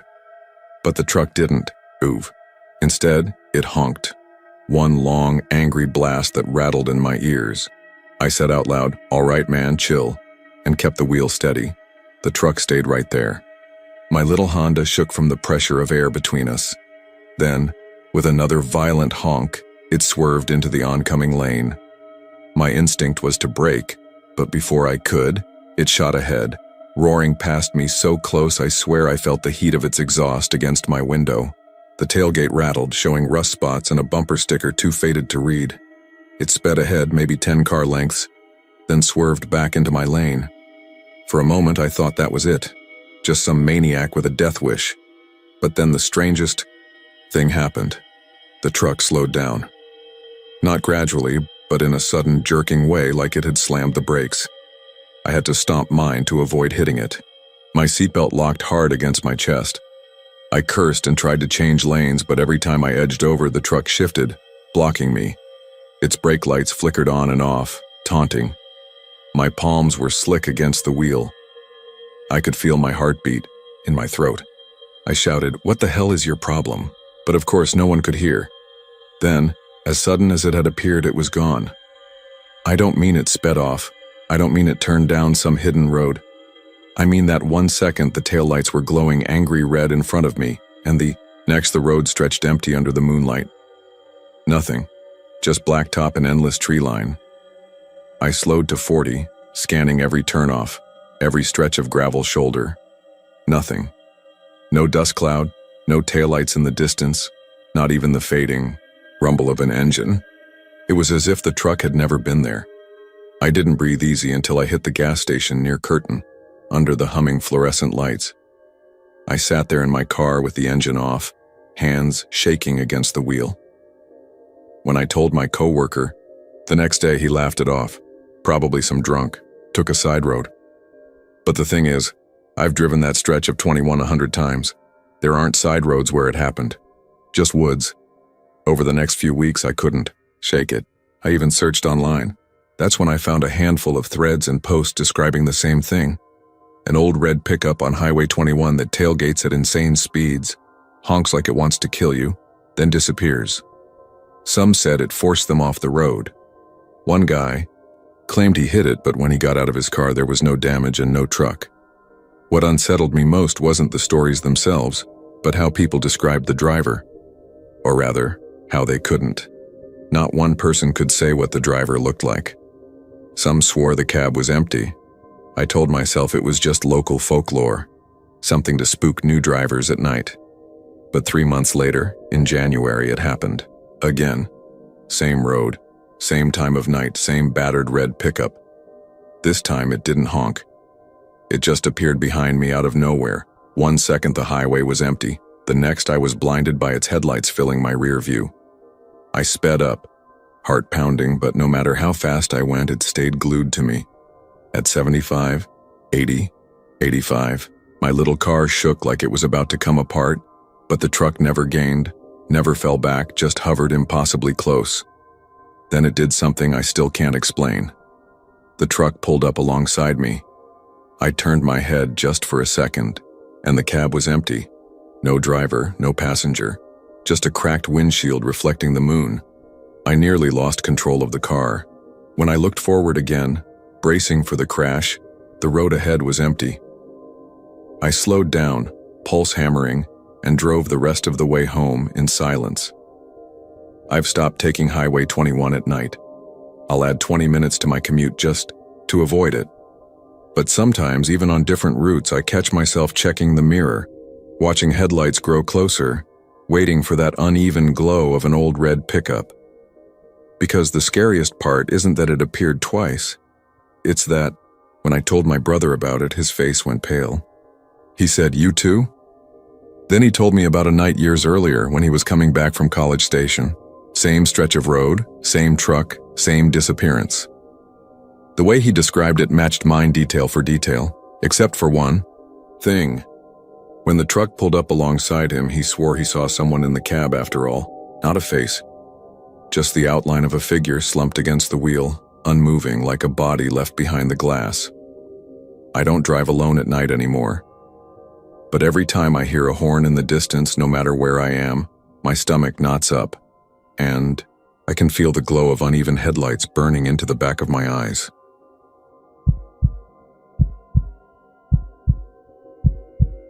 It was Friday, March 7th, 2014. I remember the date because it was the week my sister had her first child, and I had just driven back from the hospital in Memorial City. It was around 11:30 at night, cool and damp after a day of light rain. The pavement on the Sam Houston tollway shimmered in the glow of passing headlights, and the air smelled faintly of wet asphalt mixed with exhaust fumes. Traffic was light, just the occasional car sliding past in the far lanes, tires hissing against the slick surface. I was heading eastbound, coffee in the cup holder, radio low, my mind wandering between exhaustion and relief. I'd made that stretch of road dozens of times, so the scenery was nothing new. Concrete walls, orange sodium lamps buzzing overhead, and the occasional blur of a roadside billboard. It was near the West Road exit when I noticed her.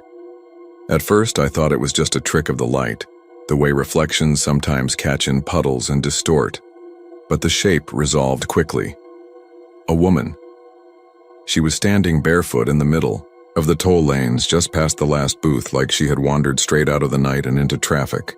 Her white dress clung to her legs as if still damp, and her hair, dark, long and uncombed, stuck to the sides of her face. I eased off the gas, heart hammering in my chest. She wasn't moving, just standing with her head tilted slightly down. When I got closer, I saw her eyes. They caught the light in a way that made no sense, like a cat's eyes reflecting except faintly glowing on their own. Pale, milky, unnatural. I swerved into the far lane to give her space, glancing around for any other cars that might hit her, but when I looked back, she was gone. Not walking away, not darting off, just gone. I slowed down until the car behind me honked, and then I drove on, my hands shaking against the wheel. I tried to rationalize it. Maybe she'd stepped back, onto the shoulder, maybe I'd been more tired than I realized. But the next day, curiosity got the better of me, and I searched online. That was the first time I learned about her. There were old threads on local forums, some going back years. Commuters reporting the same thing. A woman wandering the toll. Lanes barefoot in the middle of the night. Sometimes near West Road, sometimes further down near I-45. Always wearing white. Always barefoot. Always with those strange glowing eyes. People said cops had been called countless times, but she was never found. Some comments dated back to the 1980s, before the toll road even looked the way it does now. The same description, the same warnings. If you see her, don't stop. One guy wrote about pulling over to try to help her. He claimed she walked toward his car without making a sound, her feet not touching the wet pavement. His engine stalled as she got closer, and he swore he woke up 2 hours later with his car still on the shoulder and no memory of how the time had passed. I didn't believe most of it at the time. I chalked my experience up to stress, lack of sleep, headlights playing tricks in the rain. For months I told myself that. But then in December of that same year, I saw her again. It was just after midnight, colder this time, And the air had that sharp bite it only gets in Houston when the weather finally dips. I was coming back from a late shift, the road practically empty. The booths at the toll plaza were shut, the lights buzzing overhead, and there she was, closer this time. She was standing directly in my lane, no more than 20 feet ahead. Her dress was torn at the hem, her skin pale against the dark. I caught myself pressing the brakes hard, tires squealing, adrenaline flooding my body. But before I fully stopped, she turned her head toward me. Her eyes glowed faintly, just like before, but this time I could see her mouth moving. Not speaking, just opening and closing in strange, jerky motions like she was trying to remember how. I panicked and swerved into the next lane, nearly clipping the concrete barrier. I didn't look back. I didn't dare. I told a coworker about it the next morning, half expecting him to laugh it off. Instead, his face went pale. He told me his uncle had seen her years ago and that truckers had stories about slamming their brakes when she appeared in the middle of the toll lanes. Some swore she wasn't a ghost at all, but something else. A lure, a distraction that led to wrecks. That night, I found myself combing through more stories online, deeper than before. A few old newspaper clippings mentioned a young woman struck and killed near the tollway in the early 70s, before it had been fully developed. She'd been walking barefoot along the road after her car broke down. But something about the timeline didn't add up. The earliest sightings, according to locals, started before her death. Over the years, I've seen her 3 more times. Each sighting is the same, but worse in its own way. She's closer. She looks sharper, less like a figure blurred by headlights, and more like someone standing right in front of me. The last time she wasn't even on the pavement. She was standing on the median, inches from my window as I passed. I swear I could see the cracks in her toenails, the wet strands of her hair plastered against her cheek. I keep driving that route, because what else can I do? It's part of my commute. But now, I don't drive alone at night without a passenger. And I never slow down when I see her. Last week, though, something changed. I was driving back from dinner with friends, my girlfriend asleep in the passenger seat. It was around 1 a.m., fog thick along the road. I was hyper alert, scanning the toll lanes, my stomach in knots. And then, just as we passed the empty booths, she appeared, closer than she'd ever been, right at the edge of the hood. Only this time she moved. She leaned down, palms pressed flat against my windshield, her face inches from mine. Her eyes glowed brighter like dull white coals, and her mouth worked soundlessly before forming one clear word. Stop. The car jolted as if something massive had slammed into the back of it. My girlfriend screamed awake, clutching my arm. I didn't stop. I slammed the gas, swerving until the tollway opened up again. When I looked in the mirror, she was gone. We pulled over at the next gas station, both shaking. My girlfriend swore. She felt the impact too, but when we checked the car, there was nothing. No dent, no scrape, nothing at all. I haven't told her that other drivers say the same thing, that the longer you see the woman, the closer she gets, until one night she doesn't just vanish. They say she finally gets inside, and if that happens, you don't drive away. You don't drive anywhere ever again.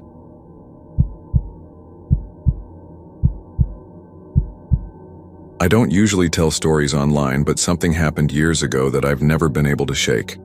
I've told a few people in person, but the reactions were always the same. Skeptical chuckles, awkward silence, or the polite kind of nod you give when you think someone's exaggerating. The problem is I wasn't. And even now, more than a decade later, I still can't explain it. It was the summer of 2009, July 15th to be exact. I remember because I'd been driving from Dallas to El Paso along Highway 180, cutting across some of the loneliest stretches of Texas. I was 27 then, working for a logistics company. I'd volunteered for the long drive because I didn't mind the hours on the road. Truth be told, I liked being alone. My coworkers teased me about it, said I was the only guy who'd rather drive 9 hours than hop on a 2-hour flight. That day had been sweltering, even by Texas standards. The thermometer in my truck's dashboard flickered between 103 and 104. The sun looked like it was melting the road ahead into a shimmering lake, and the air that seeped through the cracks in the window was thick with dust, and the smell of dry grass. By the time the sun dipped low enough to turn everything orange, I realized my fuel gauge was lower than I thought. The little light blinked on and I cursed under my breath. Out there, gas stations weren't exactly abundant. Cell service was spotty too. The last sign I remembered seeing was a faded wooden board nailed crooked to a post. Fuel, 6 miles. I couldn't recall if I'd passed it 20 minutes ago or an hour. Luckily, not long after, I spotted the silhouette of a gas station on the horizon. It was small, the kind of station that looked like it had been forgotten by time. One pump. Out front, a squat brick building with peeling white paint and a flickering fluorescent sign that read simply, gas. The surrounding lot was cracked asphalt, tufts of weeds poking through. I pulled in, the crunch of gravel loud in the evening quiet. There wasn't another car in sight. No attendant visible either. Just that single pump, standing crooked, the paint faded to gray. I got out and stretched, joints stiff from the hours of driving. The heat still radiated from the ground, rising in little waves that warped the air. As I reached for the pump, the door to the small office creaked open. Young man stepped out, wiping his hands on a rag. He couldn't have been more than 20. Slim build, sandy brown hair, clean-shaven. His shirt was tucked in neatly, though the collar was frayed, and he wore a name tag that just said Dale. "Evenin'," he said, friendly enough. "Hey," I replied, nodding. "Didn't think anyone was here." "Yeah, I'm usually out back," he said, tossing the rag over his shoulder. "Need a fill-up?" "Yeah, running on fumes," I admitted with a chuckle. He smiled faintly, then walked over and started pumping gas for me. It struck me as unusual. By then, most stations were self-service. But I wasn't about to complain. As he worked, I asked, "How much farther to El Paso?" "About 2.5, 3 hours," he said, squinting toward the road. "Depends. How fast you drive." "Good to know," I said. "Highway feels emptier than I expected." "Gets that way after sundown," he replied. His tone shifted slightly, not unfriendly, but quieter, like the topic carried weight. I glanced toward the horizon. The last sliver of sun was sinking, the sky turning a deep red that bled into purple. The silence out there was unsettling, almost total except for the faint whir of the pump and a lone cicada buzzing somewhere in the weeds. When the pump clicked off, Dale capped the tank and handed me my receipt. "Safe travels," he said. "Thanks," I said, reaching for my wallet. "You need me to pay inside?" He shook his head. "Nope, you're all set." I frowned, confused. "Don't you need—" But he was already heading back toward the office. I let it go. Figured maybe it was a tiny operation, or maybe he was running some old-fashioned system. I climbed back into my truck and pulled away. For about 30 minutes I drove in silence, headlights carving a narrow tunnel through the dark. I passed no other cars, not a single one. Out there, the road stretched like it was leading nowhere, endless fields of scrub and barbed wire vanishing into the black. That was when the thought hit me. I hadn't actually paid. I checked the seat. Beside me, no receipt. I checked the console. Nothing. I glanced in the rearview mirror, but by then the gas station was long gone, swallowed by the night. I muttered, "Shit." My conscience nagged me. I was raised better than to steal gas, intentional or not. I considered turning around, but the stretch of highway was narrow, and fatigue pressed heavy on me. I decided I'd stop at the next station I saw and call back, offer to give them my card number. Except I never saw another station.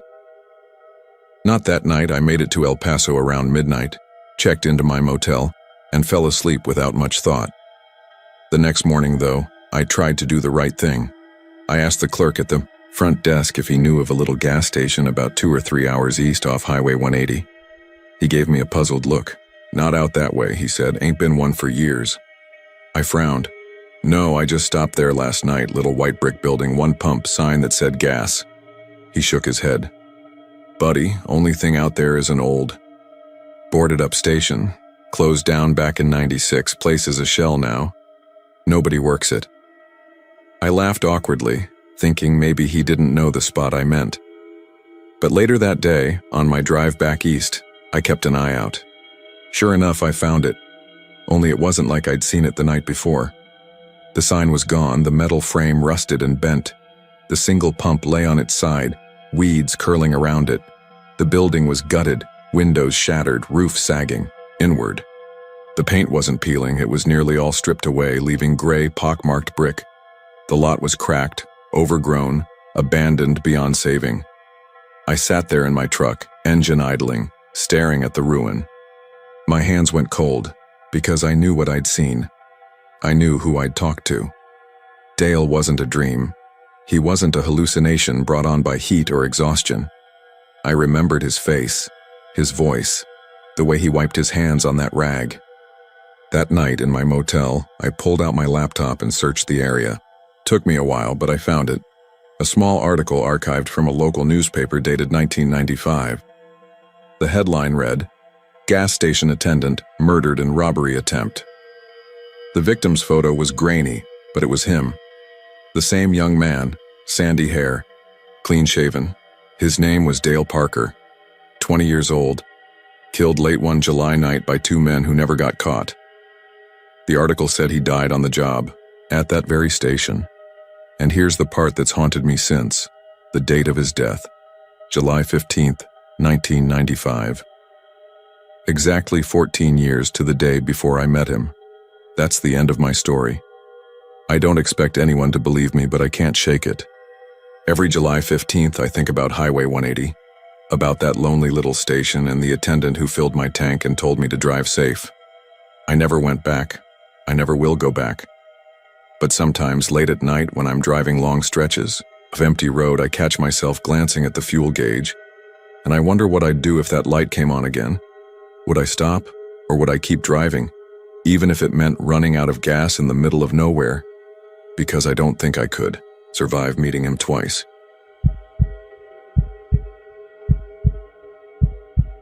It was the fall of 2013 when I first heard about the crossing on Highway 281, just south of San Antonio. I was 26 then, working nights at a warehouse in the city and commuting from my grandmother's house in Pleasanton. The drive was about 30 minutes, most of it along stretches of dark highway where the brush pressed close to the road, and gas stations thinned out until the glow of the city disappeared completely behind me. The first time someone mentioned the crossing, it was one of the older guys at work, Ramon. He was a quiet man, not much for jokes, and the kind of guy who only spoke when he had something to say. We were sitting outside the loading bay at 3 a.m, drinking bad coffee, when he asked me which route I took home. I told him 281. He looked at me for a long moment before saying almost casually, "You ever stop at the tracks?" I didn't know what he meant.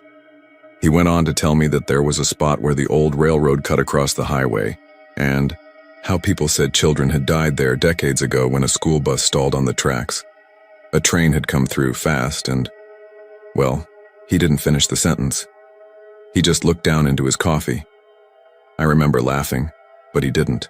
He only said, "If your car ever stalls there, don't get out. Just leave it in neutral." At the time, I chalked it up to one of those South Texas legends, like the Donkey Lady Bridge or La Llorona. Just another ghost story to spook kids into behaving. Still, I couldn't shake the way Ramon's voice had gone flat when he told it. A week later, it rained. Not a light drizzle, but the kind of Texas storm where the sky turns green and the thunder makes the ground jump under your feet. My shift ended late, closer to 5 a.m., and the roads were nearly empty as I drove home. The rain came down in sheets, the windshield wipers barely keeping up. I hit the crossing without even realizing it. The asphalt dipped slightly, the familiar bump of the tracks jolting the tires. That's when the engine sputtered. My heart skipped. The dash lights flickered, and the car shuddered like it was about to die right there on the rails. My first thought was Ramon's voice. "Don't get out. Leave it in neutral." I slid the shifter down and the car rolled forward just enough to clear the tracks before the engine caught again, humming weakly. Relief flooded through me, but in the rearview mirror, something caught my eye. There was movement, on the wet asphalt, small and quick. At first I thought it was the rain playing tricks on me, streams of water coursing over the road. But then I saw it again, Shapes. Little shapes. The blurry outline of hands pressing against the back of my trunk, smearing through the rain. I swore I was just imagining it, just tired from the long shift. Still, when I got home, I pulled into the carport and, against my better judgment, got out with a flashlight. I walked to the back of my car. There were marks on the bumper, small pale smudges like flowery fingerprints. Too small to be mine, too many to be explained. They streaked down the paint as if dozens of tiny palms had pressed against it. I didn't sleep that morning. The next day, I tried to tell myself it had been a trick of the rain. Dust on the car mixing with water. Maybe the storm had plastered leaves or debris against the trunk. But when I washed it, the prints didn't come off easily. They clung, faint and stubborn, like they weren't made of dirt at all, but something that had sunk into the paint itself. Over the following weeks, I started taking a different route home. It was longer, but it avoided the crossing. My grandmother noticed right away that I was coming in later. She asked me why, and I told her I was avoiding construction. She didn't press, though I could tell she didn't believe me. One night in December, I came home to find her sitting at the kitchen table, the overhead light buzzing. She had flour on her hands and a bowl in front of her. She was making tortillas, like always, but her face was tight, thoughtful. "You saw them, didn't you?" she asked. I froze. She didn't look up from her work, just pressed the dough flat with her palm. I asked her what she meant, and she said, "The children, by the tracks." It turned out she had known about them her whole life. People in town whispered about it, but they didn't joke. It wasn't like the Donkey Lady or La Llorona. It was closer to something sacred, a warning. "They're not evil," she said, her voice low. "They're only trying to help. But they belong to that place. You don't want to carry them with you." I didn't know what she meant then, but I think I do now.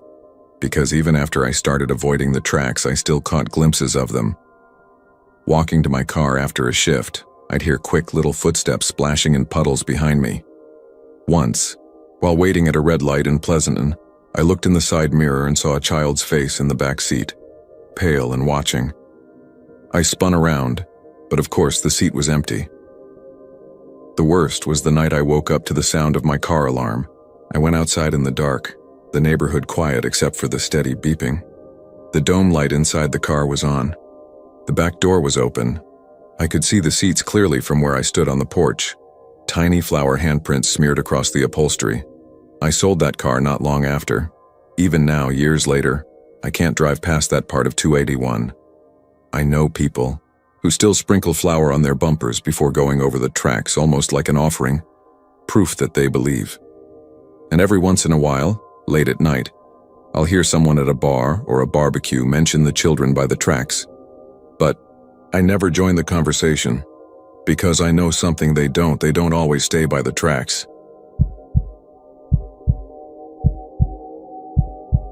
I don't really know where to start with this. I've thought about writing it down for a while, but I never had the nerve until now. It's one of those things that sounds ridiculous when you try to tell someone in person. You can hear yourself sounding crazy, and the moment their eyes squint, you start laughing it off because you don't want to be the guy who thinks he saw a ghost, or a UFO, or whatever the hell it was. But this didn't feel like any of those things. It felt wrong in a different way. It was the evening of April 14th, 2019. I remember the exact date because I was driving home from Oklahoma City after visiting my sister, and that was the night. The weather alerts wouldn't shut up on the radio. Tornado warnings, severe thunderstorm watches, the usual spring mess. Anyone who's lived in Oklahoma or Texas knows the sound of that alert tone, sharp and metallic, like a dentist drill. They were saying a line of storms was moving east and I'd be driving right through it if I stayed on Highway 70. The time was 7:42 p.m. The sun was already low, hidden behind that thick wall of greenish clouds you only see before a storm tears through.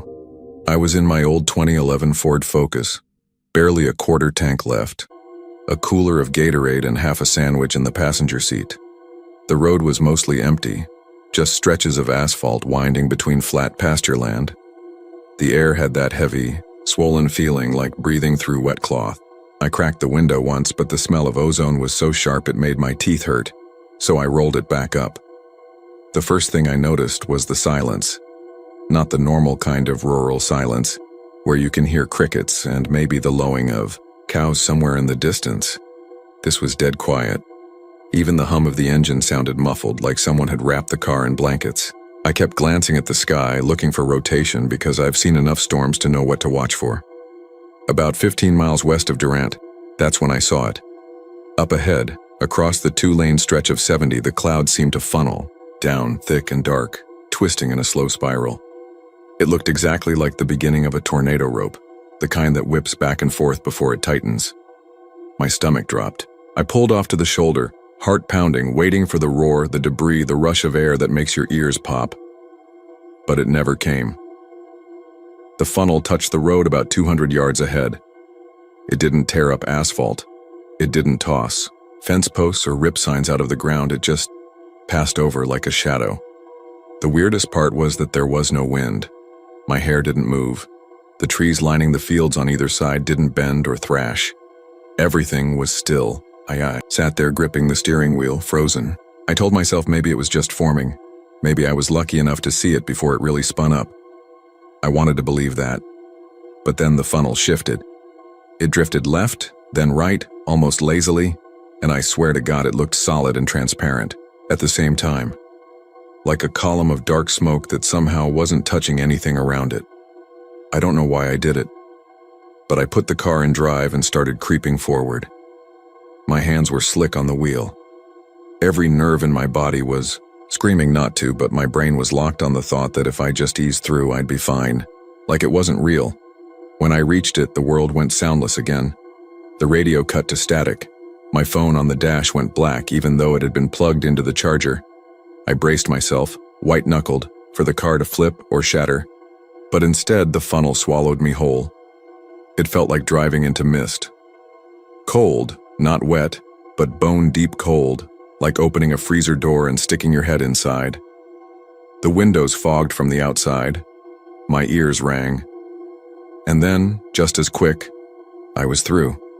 The road behind me was empty, no funnel, no storm even. Just that heavy green sky and the flat blacktop stretching forever. That should have been the end of it, but it wasn't. About 20 minutes later near Bochito, I noticed the fields looked wrong. Same barbed wire fences, same tree lines, but something about them didn't line up with my memory of the drive. The barns looked older, sagging into themselves like they'd been abandoned for decades, and the road signs, I'll never forget this, were blank. Just green panels with no writing on them. Not faded, not vandalized. Just smooth, painted green. I told myself I was tired. I'd misremembered. I was freaking myself out. But the longer I drove, the stranger it got. Houses that should have been lit with porch lights were dark. I didn't see another car for almost 40 minutes. The only sound was the tires on the pavement and my own shallow breathing. At 8:51 p.m., I rolled into Durant, or at least what I think was Durant. The town was there, but it wasn't right. No cars on the streets, no people walking. Stoplights were blinking yellow, every single one. I pulled up to a gas station to fill up, but the pumps were dead. Screens, black. The convenience store lights were on, but inside it was empty. Shelves stocked, fridges humming, but not a soul around. I left. I don't even remember turning the wheel. I just remember the fear setting in, the kind that crawls up your spine and nests at the base of your skull. I kept driving east until I saw the first headlights in my rear view. That alone almost made me cry from relief. It was a white pickup. The driver stayed behind me for maybe 10 miles before turning off. I never saw his face. When I finally made it home to Idabel around 10:30, my phone buzzed back to life. Dozens of missed alerts. Texts from my sister asking if I was okay. News updates about tornado touchdowns miles north of where I'd been. I told her I'd gotten delayed. Nothing serious. I've never told her the truth. Because here's the part that keeps me up at night. When I checked my dash cam the next day, the footage was gone. Not corrupted, just gone. The card was still half empty, but the entire stretch between 7:40 and 10:00 p.m. was missing. And ever since that night, whenever storms roll in, I hear the static again. My phone flickers, my ears ring, And sometimes, just for a second, I'll see that twisting funnel in the distance, drifting lazily across the sky. I don't stop anymore. I don't even look directly at it. I just keep driving.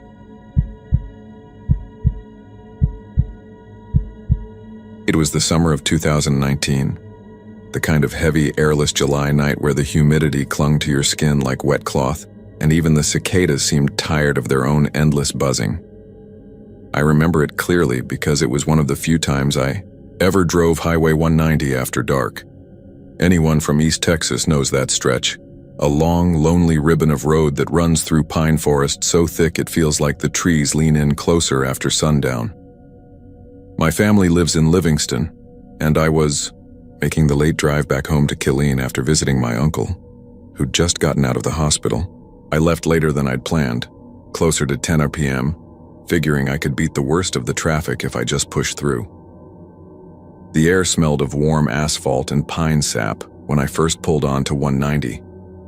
I remember rolling the windows down just enough to let the night air in. The dashboard clock glowed 10:13. My phone battery sat at 32%, but I had the route memorized, so I wasn't worried. At that hour, the road was nearly empty, just the occasional set of headlights flashing in the distance before vanishing behind me. No gas stations for long stretches, no towns, just blacktop woods and the occasional old farmhouse hidden down a gravel road. I liked that kind of solitude usually. It gave me time to think, but that night it felt different. Thicker. Quiet in a way that made me realize how far I was from anything or anyone. About half an hour in, I saw her. At first I thought it was a trick of my headlights. A pale blur at the side of the road. Maybe just a road sign catching the beams at a weird angle. But as I got closer, the shape sharpened into something undeniably human. A tall figure standing at the edge of the shoulder, dressed in black from head to toe. A woman. Her clothing was old-fashioned. I noticed that immediately. A long black dress, loose and heavy, almost Victorian-looking, and a veil covering her face. She raised one arm, slow and deliberate, the way hitchhikers do. Only there wasn't a car or house for miles. Instinct had me easing off the gas, my eyes flicking to the rearview mirror as though expecting to see some car broken down behind me that I'd somehow missed. Nothing but darkness. I thought about stopping. It was hot out. Someone dressed like that must have been miserable walking the highway. But the longer I stared, the less sense it made. She wasn't sweating, wasn't shifting her weight or looking around, just standing perfectly still with her arm out, her face hidden. My stomach tightened. Something about it felt wrong. I pressed the accelerator again, deciding it was better not to stop.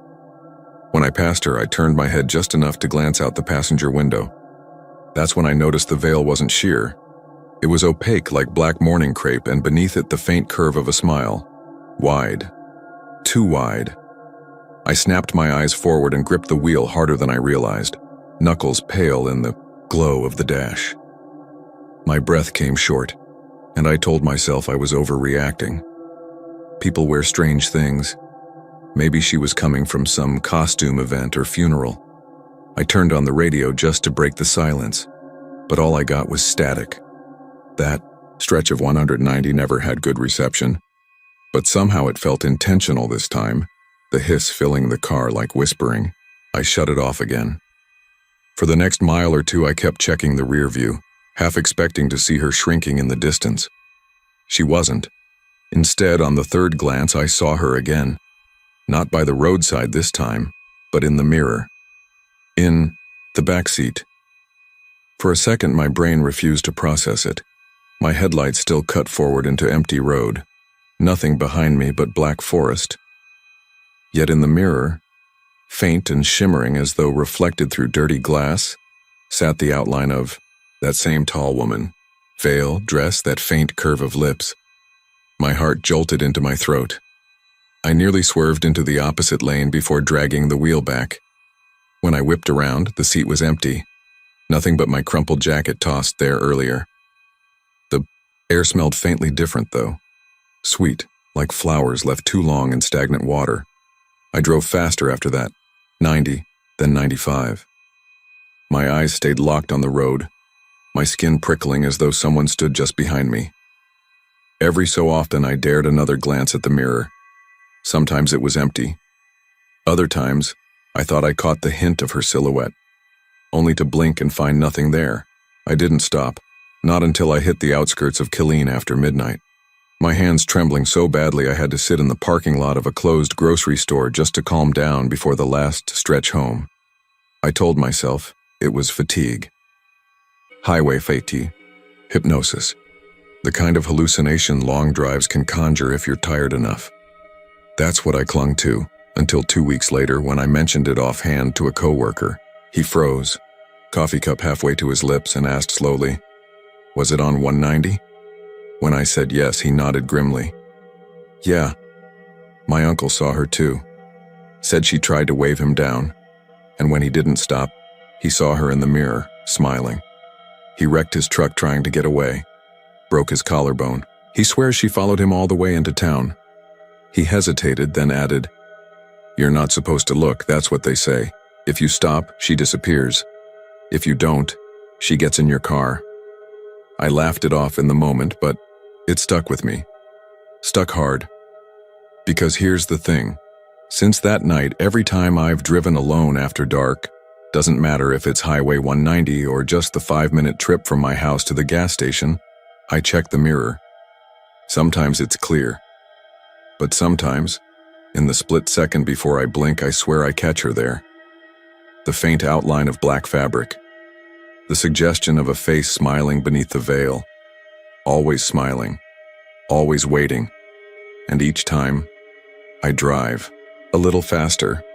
But I know one of these nights when I finally gather the courage to really look, she won't vanish.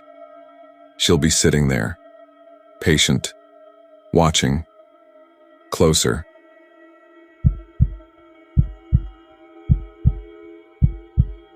I don't usually write things like this. I'm not a storyteller, and I'm definitely not someone who chases ghosts or looks for paranormal nonsense.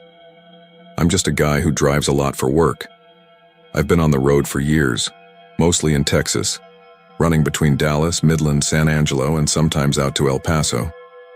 I've seen my share of weird stuff out there on those long, flat highways, but nothing ever really stuck with me, until last winter. It was January 12th, 2022, about 9:30 p.m., and I was headed westbound on I-20 somewhere between Abilene and Sweetwater. The weather was clear but bitter cold. I remember because my truck's thermometer said 31 degrees and the heater had been running since I left Weatherford. The moon was nearly full, bright enough to throw a silver glaze across the fields and oil pumps that dot that stretch of land. The traffic was light, the kind of night where you go 20 minutes without passing anyone. My headlights carved out, that familiar cone of pale yellow, and the rest of the world was just black horizon and the occasional smear of red taillights far ahead. I had the radio low, some old country station fading in and out, and I was sipping gas station coffee that had gone lukewarm. It was ordinary until it wasn't. At first, I thought it was just my imagination, the way the road can play tricks on you after hours behind the wheel. I started hearing a horn, a truck horn. Faint at first, just a low blast that I figured came from somewhere down the road. It wasn't unusual. You hear rigs honk all the time out here, drivers signaling each other, a warning, whatever. But it didn't fade like it should have, it kept going. Not steady, but long blasts, drawn out, always behind me. I checked my mirrors. Nothing. Just the empty highway stretching out, my own taillights bouncing off the reflective paint. Another blast. Louder this time.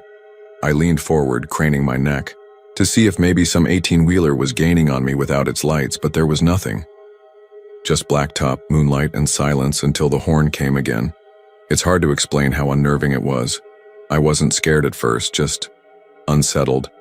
You don't hear a horn for that long without expecting to see the vehicle making it. I rolled down my window a crack, thinking maybe it was the wind or something mechanical with my own truck. But the sound was clear. A deep, blaring truck horn, the kind that rattles your ribs when it's close.